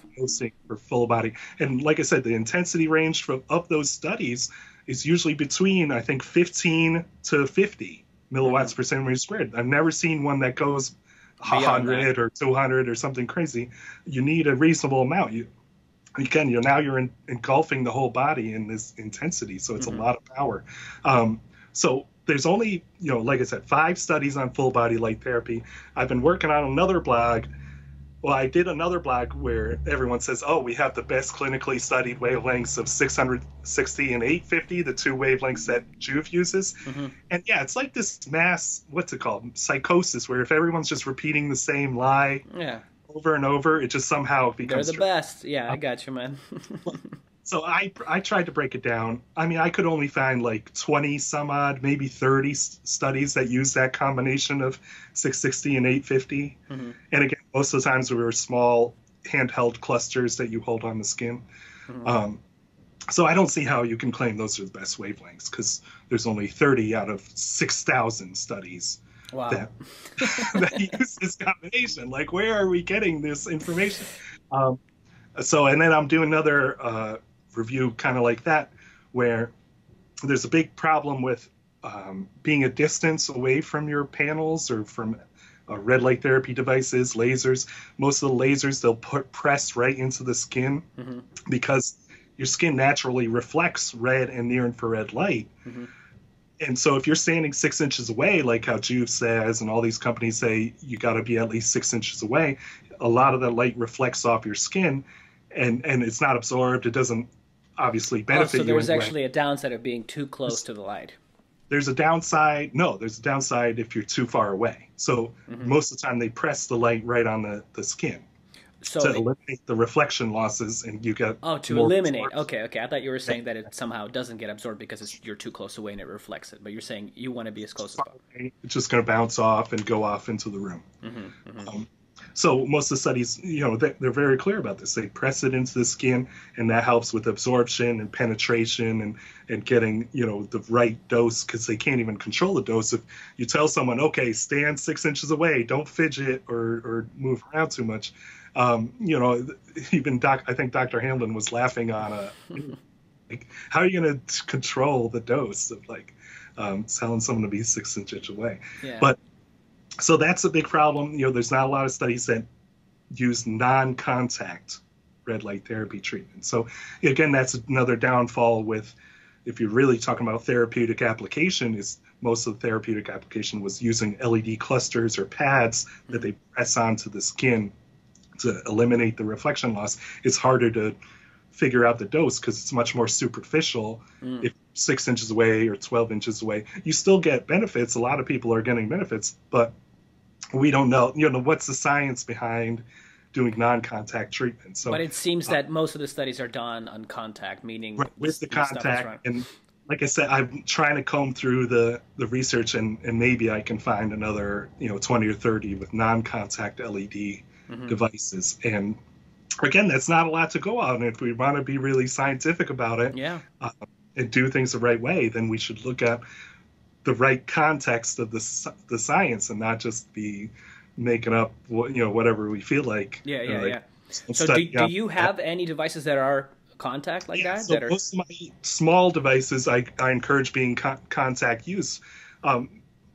Like all of my small panels, my Gemba Red Rex, my Gemba Red Groove, the Vector panels, like this small panel, you just say, hey, just slap it right on your skin. Literally, you can just lay it down and you're just good to go on your area, whatever you're looking for. Turn it on, you just lay it wherever you're trying to target. And it's easier. You don't have to get out a tape measure to say, okay, Right. I saw these pictures of like, Yeah. oh, they're treating their arm like this and they're hovering it Way too far away, right? 10 Okay. inches away. And how you have to hold it like this for 10 minutes? And that's annoying. Yeah. Who wants to hold this? Just slap it on your skin and relax. So I've seen some of those, that like little neck straps that people have been using. It's just like maybe two of those, devices that are strapped on a neck thing, like a choker kind of thing, and they're just around, and it's touching your neck. You don't have to do anything if you're trying to get results on your thyroid or whatever. There's a lot of flexible LED pads that are in lower power, and I think I'm helping people realize that it's okay to be lower power, especially if you're using it on the skin. So I think I've helped brought a lot of sanity to this industry. Oh, why are these low power LED pads working so well? It's because they're using them on the skin. So it's helping people. I don't sell LED pads, so it doesn't help me. But like I said, most of these panels, they're pretty high power, especially if you lay them on your skin and do a couple minutes per spot. So anyway, so it's wavelength intensity, skin contact or non-contact. You just need to understand and reconcile that difference. And then, it's not mentioned in the studies, but you want low EMF products, you want low flicker products, again, just for kind of a safety thing that, people will say, oh, well, they don't mention anything about flicker or EMF in the red light therapy studies. But I'm like, a lot of people are getting cheap crap from Alibaba and rebranding it. Then who knows what the EMF levels are of all these random panels on the market. So, I work really hard to get the design, get the EMFs out of most of my, all my products, or reduce it as much as possible. For the big panels, you still have fans inside that generate some magnetic field, and then the power drivers. Like I said, those are converting AC to DC, but high power drivers will create some magnetic field. And that's where they started telling you to be 6 inches away way back, like I said, when in 2016, they said that just to be outside the EMF field, and it had nothing to do with clinical science. And so it was all a marketing gimmick to say, oh, if we know our panels are high intensity, just stand high EMF, just stay 6 inches away and you won't get hurt by the EMF. So that's like a whole giant topic too, man. With the EMF stuff, it's like, oh my God, I don't know who to listen to anymore, right? You have the people that kind of wear the aluminum foil hats, right? And they're, I don't know, sensitive completely to everything. I mean, like, even if it's like like a phone, how concerned are you about such things like that, with EMF? Yeah. I mean, I use my phone during the day. I use my computer during the day. I do use Wi-Fi and all that stuff. So, I seem to be okay with all that. I have a outlet timer on my Wi-Fi adapter at night. So it automatically switches off my Wi-Fi, I think at midnight, and then comes back on at like 6 a.m. the next day. So I don't have to, go out of my way to unplug it and replug it. And it helps force you to turn off, stop checking your stuff, go to bed. So I think it's a really good habit to force onto you.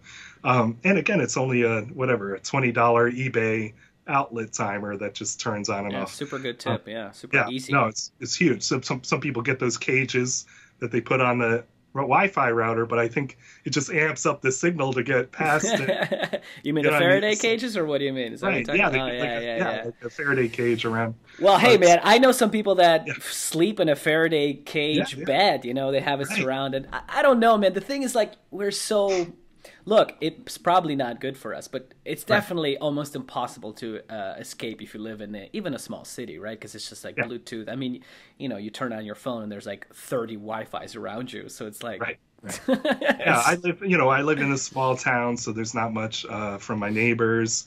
I barely get any cell signal from my house. So, I did try to move away. I did a lot of travel in big cities and Guangzhou, China, in Shenzhen, China. I lived in downtown Auckland, New Zealand for holy shit, like man. 6 months. Hold on, China and then New Zealand. Jesus Christ. Yeah.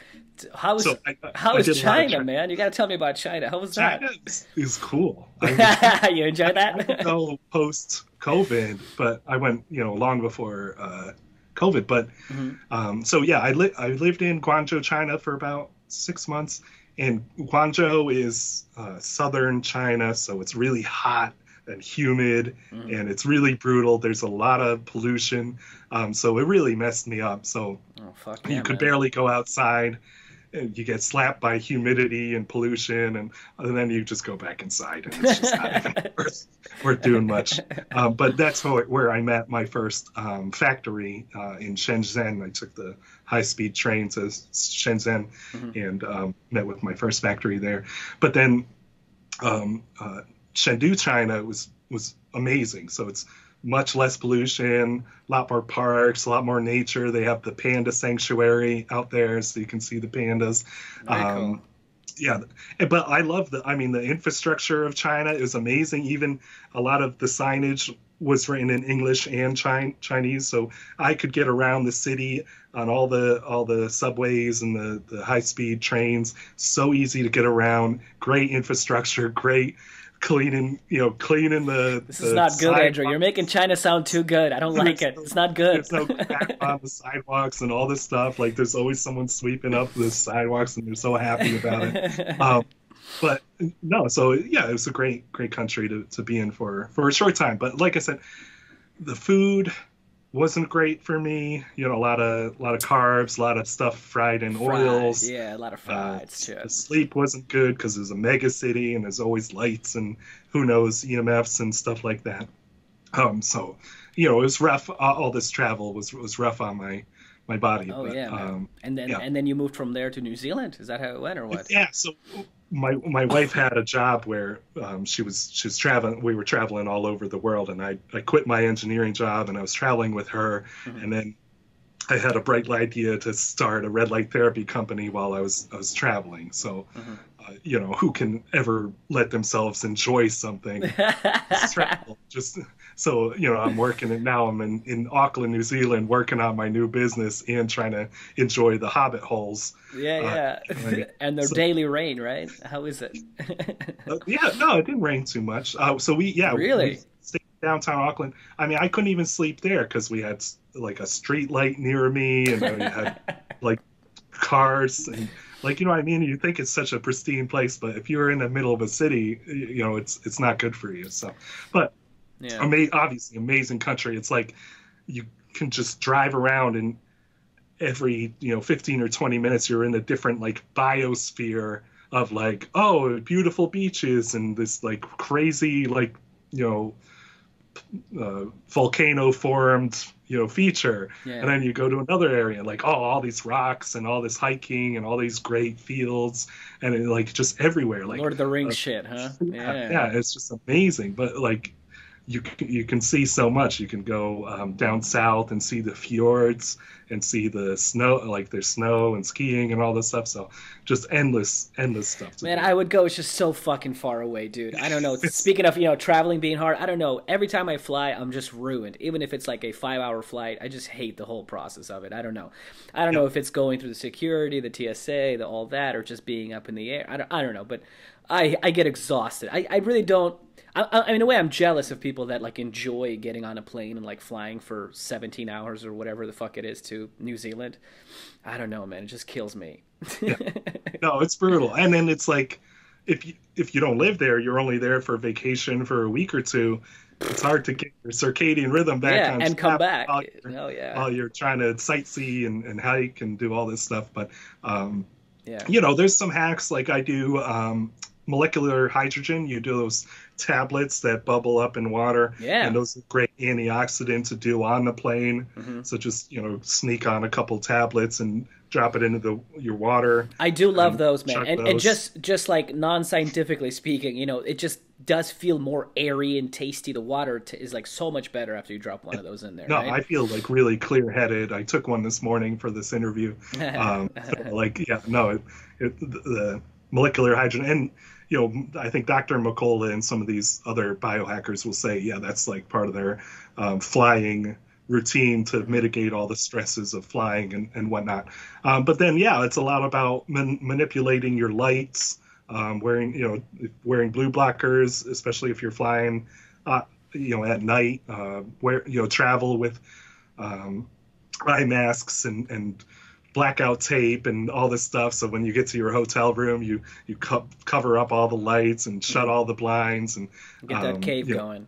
yeah, right. You So, create your little do you cave. do you fuck around with taking your own like light bulbs with you or anything like that? Are you you Yeah, do? oh yeah. I used to travel. We would travel with a biomat, which a mini biomat, which is the far infrared Yeah, I remember heating mat, those. Yeah, yeah. and TSA would always take a look at it. Oh, They'd be like, really? "What is this?" And I'd be like, "It's for my diabetes. Don't worry about it."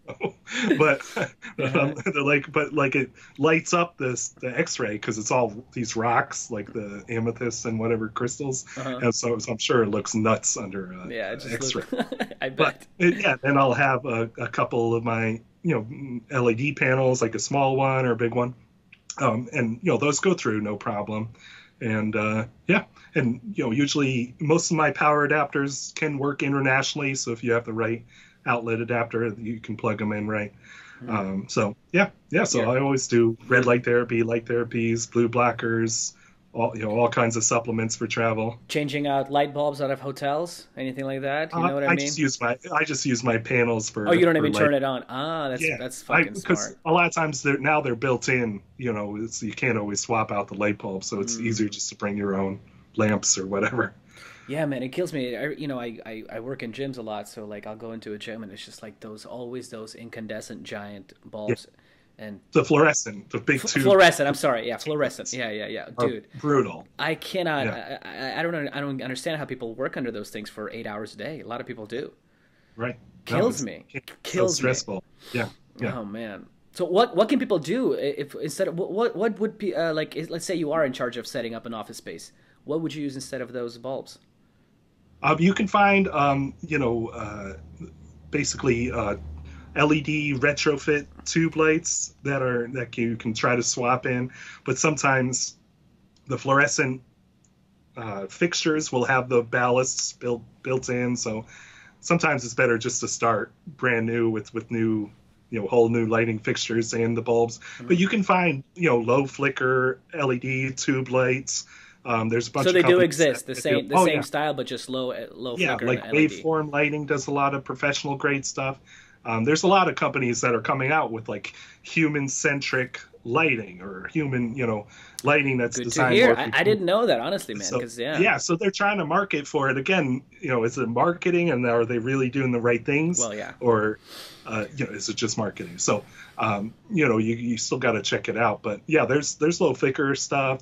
You would go a little bit lower Kelvin, so it's not too harsh on the eyes. And be mindful of how much EMFs are going on in a gym. If everyone's got their phone, they're blasting Wi-Fi signals Tons. everywhere. Yeah. So it's and even the mats and the rubber and the sweat and the air conditioning, Oh, like everything how about it. good Yeah. it's And the people so that you efficient. fucking hate being around. I mean, And then it's like right, we're just- sounding like doom and gloom, but I mean, it is what it is. Like, what do you want me? Like, and it's just yeah, it's a rough environment, man. I sure, don't know, sure. but I guess if you're, I mean, hey, the way to go if you're able to work from home, like a lot of people have switched over to working from home, right? You can just use your red lights as your light, like you said. You're probably not getting enough.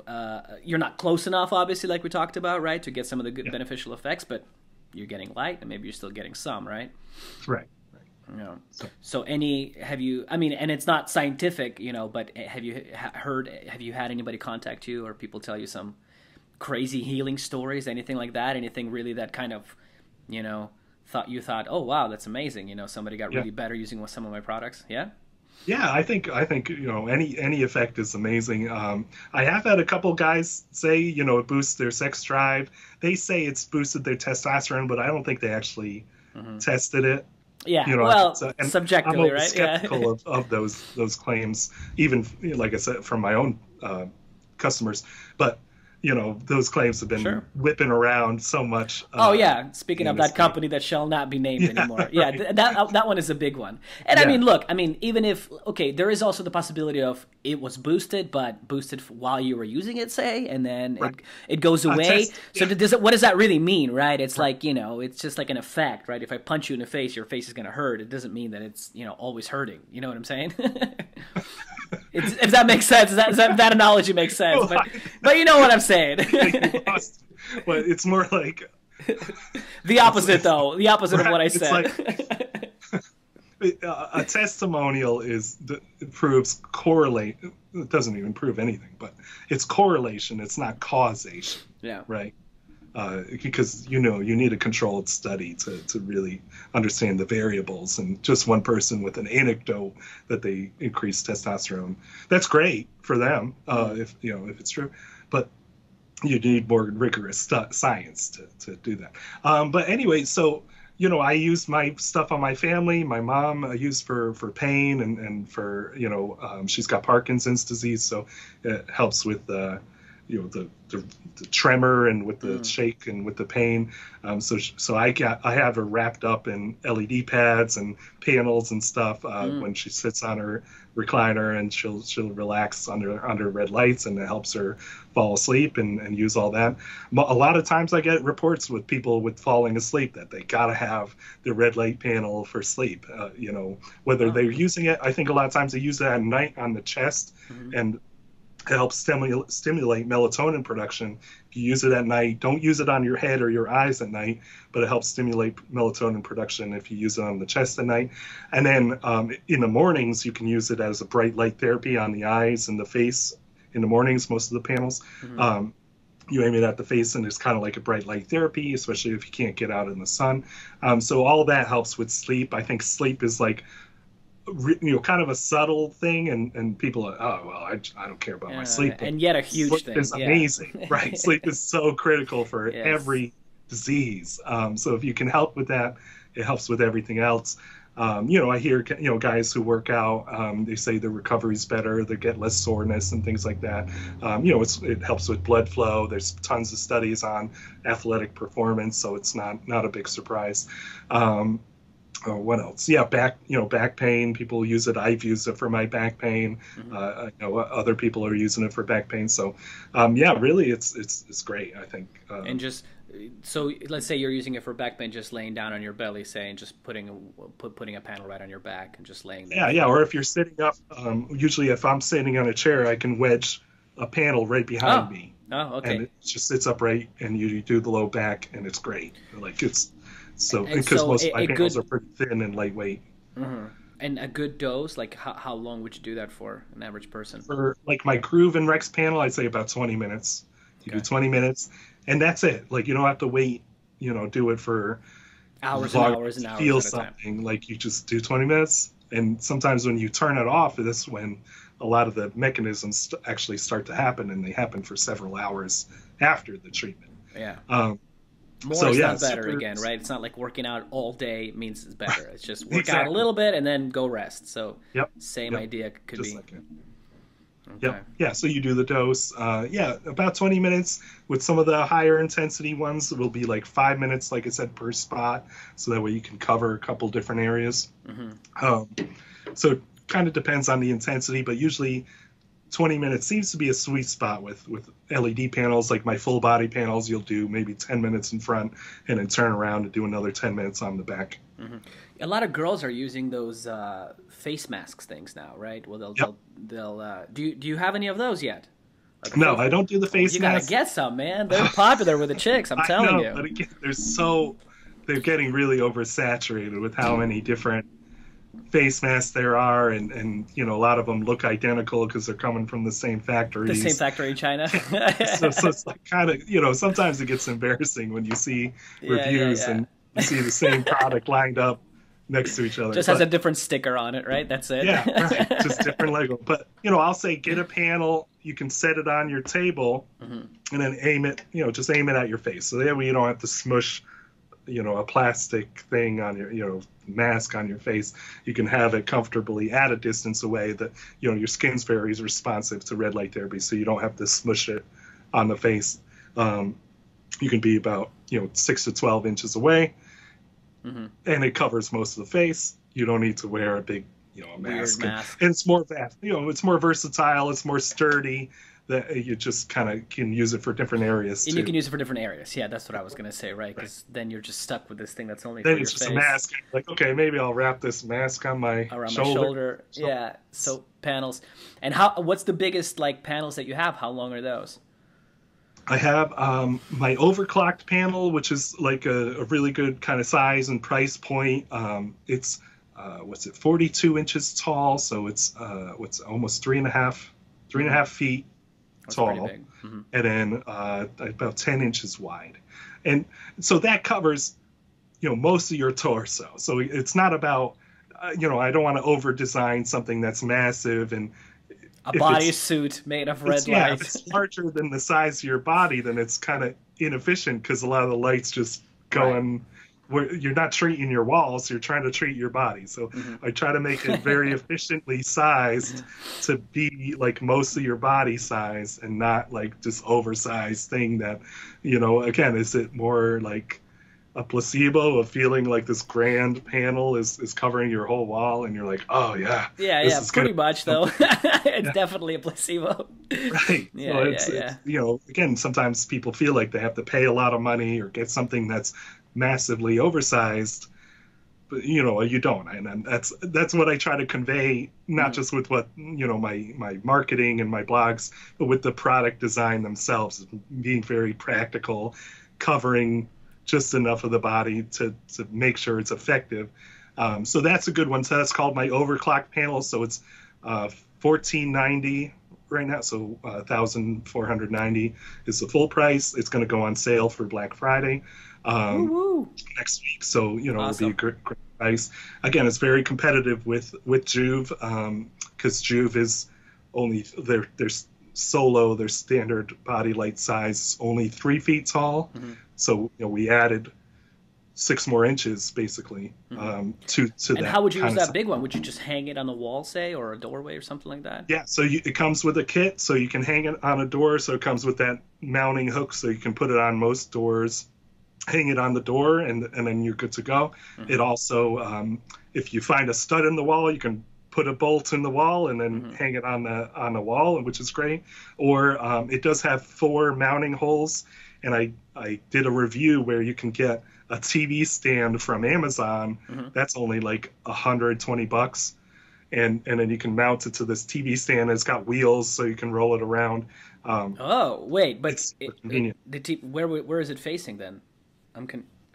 So it's like a TV stand, so instead of mounting a TV facing you, it's got this... so it's just facing you. Okay. It's just funny because I know a guy that has one of your panels too, and he just mounted it on the bottom of like a little table, and he just lays on the floor. Yeah.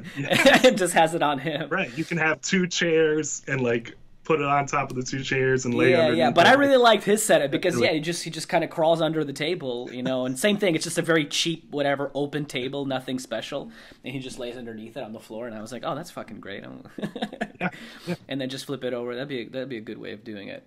Yeah. Yep. So so you can put on. So there's multiple ways to hang it, but usually you're standing in front of it, which some people don't want to stand in front of. So I try to tell them like, hey, if you don't want to stand in front of something, get something that's smaller, that's it's more targeted, but you don't need a full body panel. Like I said, there's only 5 studies that use full body red light therapy, so most of the benefits come from using smaller devices in the actual studies. And you're just being real with people. If somebody, if you're trying to heal your shoulder and you really want to try it on your shoulder, you don't need a whole body panel. You can just get a small panel and put it on your shoulder, right? For sure.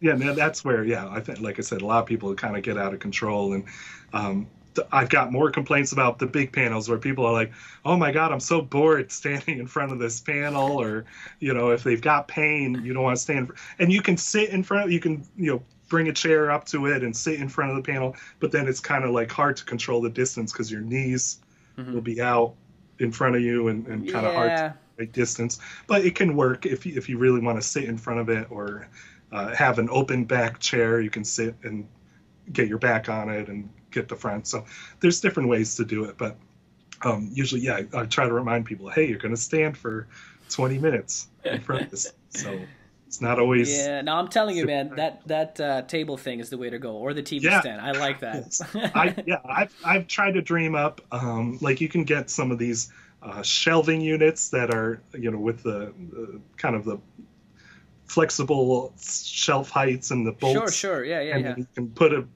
panel across one of the racks and aiming down, and then you can just sit under it. Or Andrew, you got to do it. I'm telling you, seriously, you must. Yeah. You must. And you could buy pieces of acrylic and put that on one of the shelves. You can lay on the acrylic and put the panels aiming up, and then you've got a full body bed like everyone wants that are like $100,000, and you can do a full body bed. Do they sell those? Oh man. Oh yeah. Oh wait, they do sell those because I saw Dave Asprey in one of those. That motherfucker. Dave Asprey has his own branded.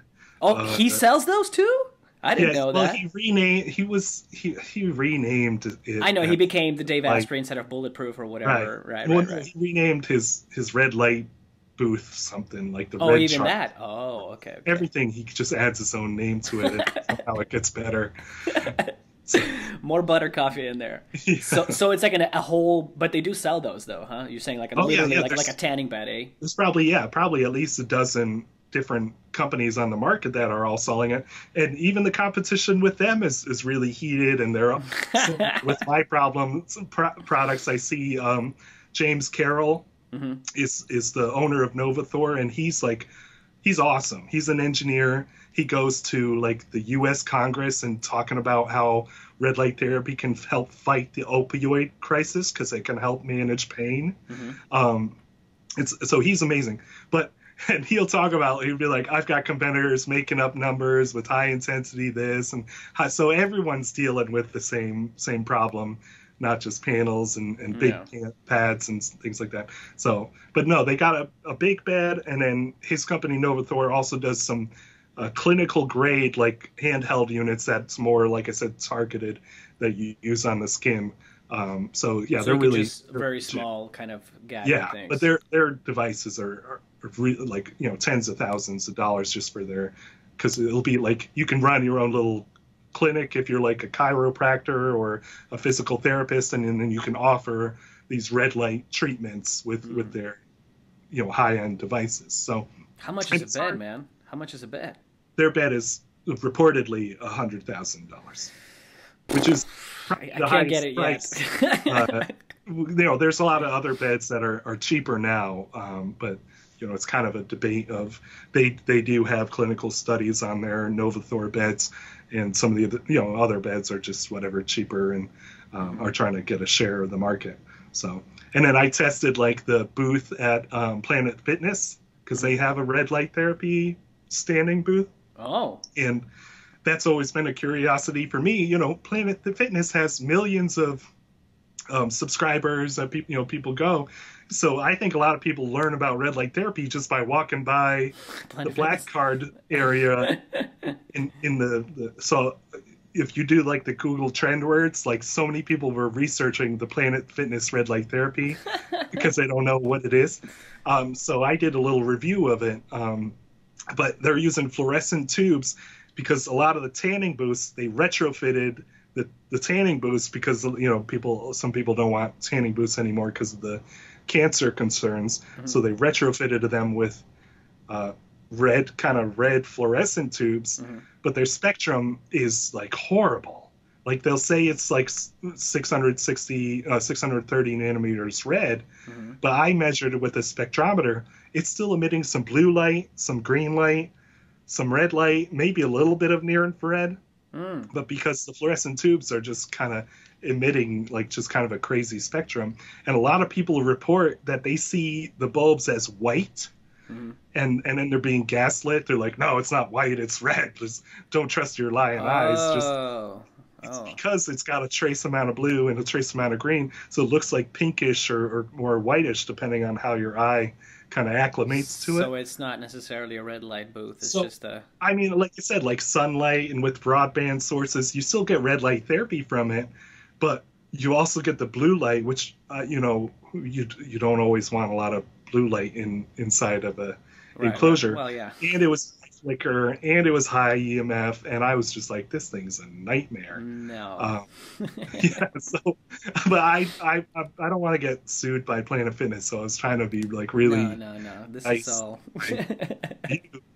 of that. I was like, hey, here's my measurements, and you can decide for yourself if you want to use this thing. So Wow. So people are better off just getting a little yeah, panel. just get sunlight Or safer. I was gonna or say, or go outside, eh? yeah, yeah. Sometimes, and I was trying to say, like, sunlight contains about, like I said, 50% red to near infrared. About, if you really narrow it down, maybe 35 to 45% is red to near infrared from sunlight, and it's a substantial intensity. It's about 35 milliwatts per centimeter squared, 40 milliwatts per centimeter squared. So that's similar to a red light panel that you can get for free from the sun. The only limiting factor with sunlight is that it's got UV, and you don't want too much UV if your skin can't handle it. It's got some blue light, so those are the only limiting factors. But if you can get 20 minutes a day of sunlight, you might not need a lot of red light therapy. You might not need all these panels and stuff. Yeah. Like I said, especially if they're non-contact, non-medical grade. Yeah. Just get. Now my question is, let's say you live in the northern climate where the sun is hidden behind clouds and all that kind of stuff, right? The atmosphere. Does it still, even on a grade? I mean, obviously it's still light outside, even if it's a gray day, right? It's not dark outside, so the sun is out. It's just not visible. But is it? I wouldn't think you get a therapeutic effect, but you still get much more brightness even on a cloudy day than being indoors, usually.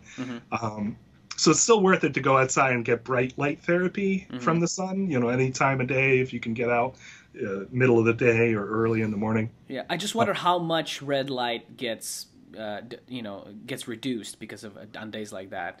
Yeah, on a cloudy day, I wouldn't expect much. But again, it's kind of like, some people say in England, they have weeks at a time that are cloudy, so maybe that's fuck the time that place. That's why I don't live there. Right. It's like, hey, you got to get into the red light therapy, get into UV lamps and different types of light therapies to help make up for that loss.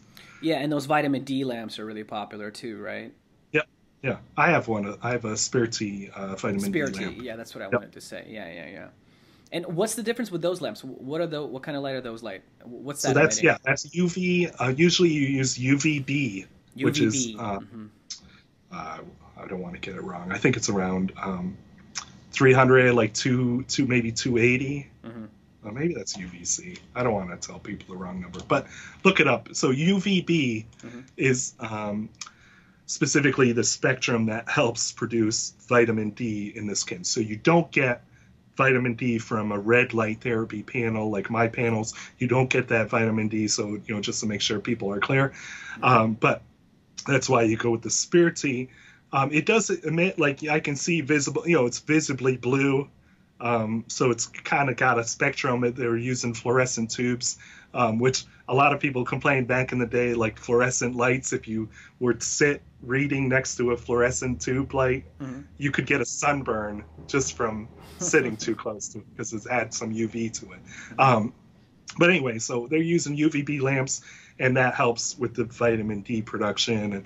And vitamin D is important for a lot of things. It helps be kind of a sunshine hormone for your. Of course. So if you're living in a place like England or I don't know, Norway or Russia or whatever, it's just like right. That's when you gotta consider it. You could do a combo. One side you got a UVB, one side you got a red light panel from you. Right. No, that's what I do. I have them side by side, and so I get both. Yeah. And like I said, maybe there's no clinical trials on this as far as I know, but like.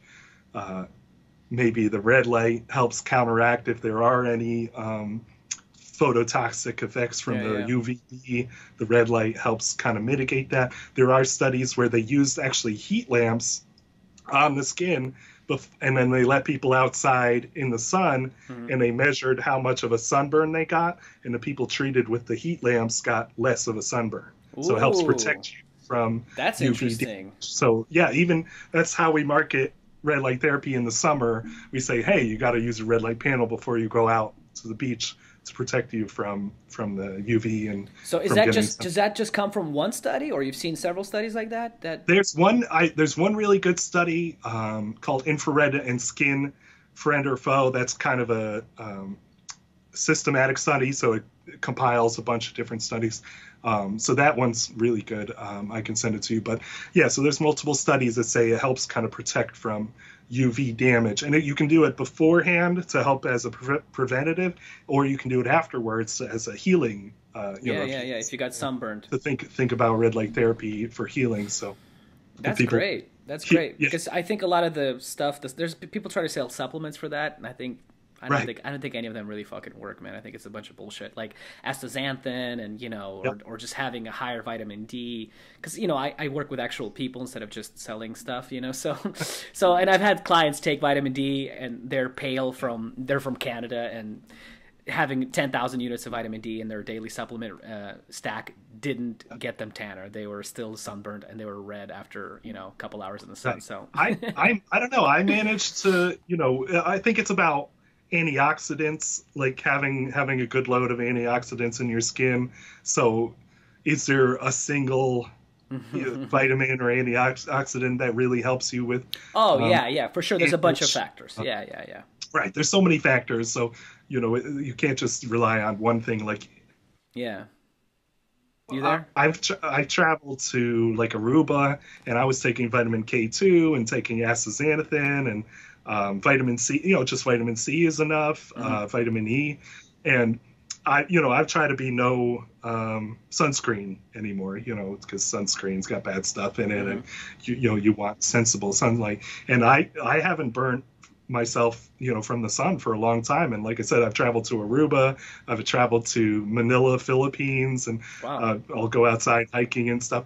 And if I'm trying to be outside, obviously you do long sleeve shirts, or even like a white long sleeve shirt. You get a little bit of the light through, but it has some kind of SPF blocking effect to it. You don't need to buy the overpriced t-shirts that say, we're SPF 50 t-shirt. But because that's all polyester and stuff. But just a simple shirt will do. So there's a lot of steps you can take and not get sunburn. And I think some of it's the antioxidant load. And like you said, red light therapy can help mitigate it, whether it's an anti-inflammatory effect or some people say it's like building that easy water that helps absorb the UV wavelengths and makes it more of a beneficial effect than a harmful effect.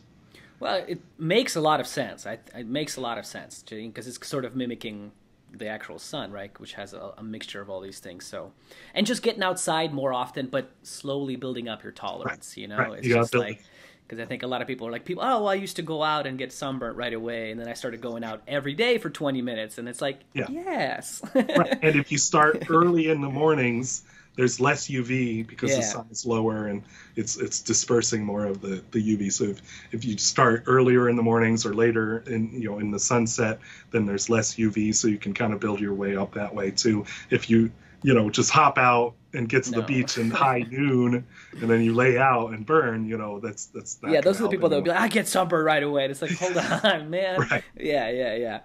So but doing the red light thing, I think that could be it's a great tip. People could travel with a panel or a small device, right, and just try it out. I like that a lot, man. Sure. Awesome, bro. Well, what's your where can people find more about your products? Where do they go to find your stuff? Yeah, you find us at gembared.com, which a lot of people don't pronounce it right. It's well, explain it. Where does it come from? Why is it called Gembared? Yeah, so Gemba is a term we learn as an engineer. We learned the Toyota way, which is the Toyota production system, which what made Toyota such a good car company was they were really diligent in how they implemented process improvement and improving their supply chain and their supply and demand. And a lot of these techniques like lean engineering, like Six Sigma, Pareto principle, you might have heard like guys like Tim Ferriss say, of course, use your Pareto principle to decide how to allocate your time, or a lot of these lean techniques kind of shuttle into the life hacks of what you do. 4-hour body. Yeah, of course. Right. I have all those 4-hour books. body, 4-hour work week and whatnot. I saw the 4-hour body in a library the other day. Yeah, it's like a tome. Like he's updated.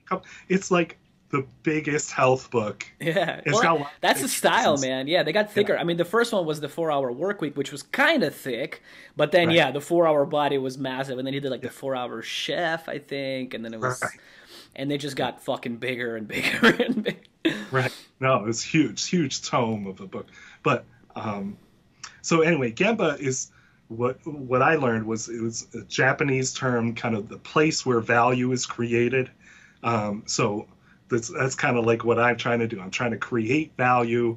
If I'm doing third party testing, if I'm doing, giving the right education, if I'm, pricing it fairly and affordably and competitively, I think those are where you can add value to your customer. So those are principles. Like I said, when you design a product or you're running a business, you think about what am I doing that's adding value to my customer, and don't do anything else. Don't do, there's they have the 7 deadly wastes, which are like, overproduction, too much transportation, too much movement, throwing away material, poor quality, so there's all these things. Eliminate waste, only focus on what adds value, and I love that. Like I said, we use it in business, but it helps you think about your life and how do you structure your life of like, hey, I'm going to cut out all the crap and just focus on what adds value. So, I think that's where like Tim Ferriss and some of these other people were kind of like, oh, I came up with all these great things, but it came from like Toyota and GE with the Six Sigma. Japanese, man. I love that though. And God bless the Japanese. Hey, man, they make Yeah. some fucking good cars. You have a Toyota? I got a Toyota. You got a Toyota? I just traded in my Toyota Camry. I had almost Oh, no. 1,000 miles. Yo, no. Traitor. Got a Honda. I got a Honda CRV. Ah, you're keeping it in the Japanese family. Japanese, yeah. God Yep. bless the Toyota. I remember I saw, what was that like meme about like some guy that posted about selling his Toyota on Craigslist? It was like, one time my Toyota Corolla started making a noise, and you know what I did? Nothing. And it just, the Right. noise went away. And it kept driving. Like that like describes everything about Toyota. I love that. Oh yeah, mine needed so much work that at some point I was like, all right, I should just trade it in. Oh, And it was time. I mean, nothing lives forever. But Right, how many right. how many miles you said? it's 290. Oh, dude! But if So you is that- got, so- isn't it when you get 300,000, you can like call in or some shit to the factory? Oh, really? Yeah, I've heard something like this. I That didn't know. I don't know if it's 300,000, but there is a number, and I do know a guy. He drove a lot. I think it was like maybe 500,000. He called in, I don't know, whatever, to the factory. I don't know where he called in, but somewhere. And yeah, they said that if you are willing to give us your truck, we'll give you a new one. And that's what they did. He gave his truck. They fucking got a new truck for it. It's insane. I love it. Yeah, no, it's great. Yeah, and I had good trade-in value even for that. So I was like, wow, it's great car. Awesome. Even when you trade it in. So. Yeah. All right, brother. So GambaRed.com, eh? GambaRed.com, active on Instagram, Facebook. You can find my YouTube videos. If you post this on YouTube, find us here on YouTube. Definitely I do a little educational info. And my blog, head to our blog where I go in, the way I did with you just now. I go in like way too deep into the science and really nitpick Good. what's really going on. And hopefully some people can start to see the light and see some sanity of like, hey, we got to do this right way. I was doing some great research I'm going to write about eventually is there were some charlatans in the early 1900s that one guy, he observed the sky was blue and he was like, we should all get blue windows and sit in blue kind of sunrooms surrounded. So the window industry loved him because everyone wanted to build blue window sunrooms, and people would just sit inside these blue, and it was he would claim it would cure all this stuff. His name was Pleason, and he's got a book. It was free on archive.org, so I'm gonna read it. What year was his book? Like early 1900s. That's crazy. Yeah, so that's why it's free on archive.org, and he wrote it a blue book on blue text to help you with your eyesight, which again is mind-blowing because we talked about we don't want a lot of blue light and you don't want blue glass filtering your light and things like that. So But anyway, I was like, this is a good cautionary tale because it sounds so logical. He can say, oh, the sky is blue. We need more blue in our lives. But like, this is the kind of logic that I still see now with the red light therapy industry, of people just making up stuff that sounds really logical, and they're really confident and they make all these claims about it. And so there's no evidence. And then there's some scientific journals that eventually debunked him, and the whole craze was over in a couple of years. But the same thing could happen with red light panels. And we need to be a little bit more diligent about the science and what's really going on. I appreciate you keeping it real. So thank you, and thanks for your time, man. And we'll do this again sometime, man. All right, my brother. Take care.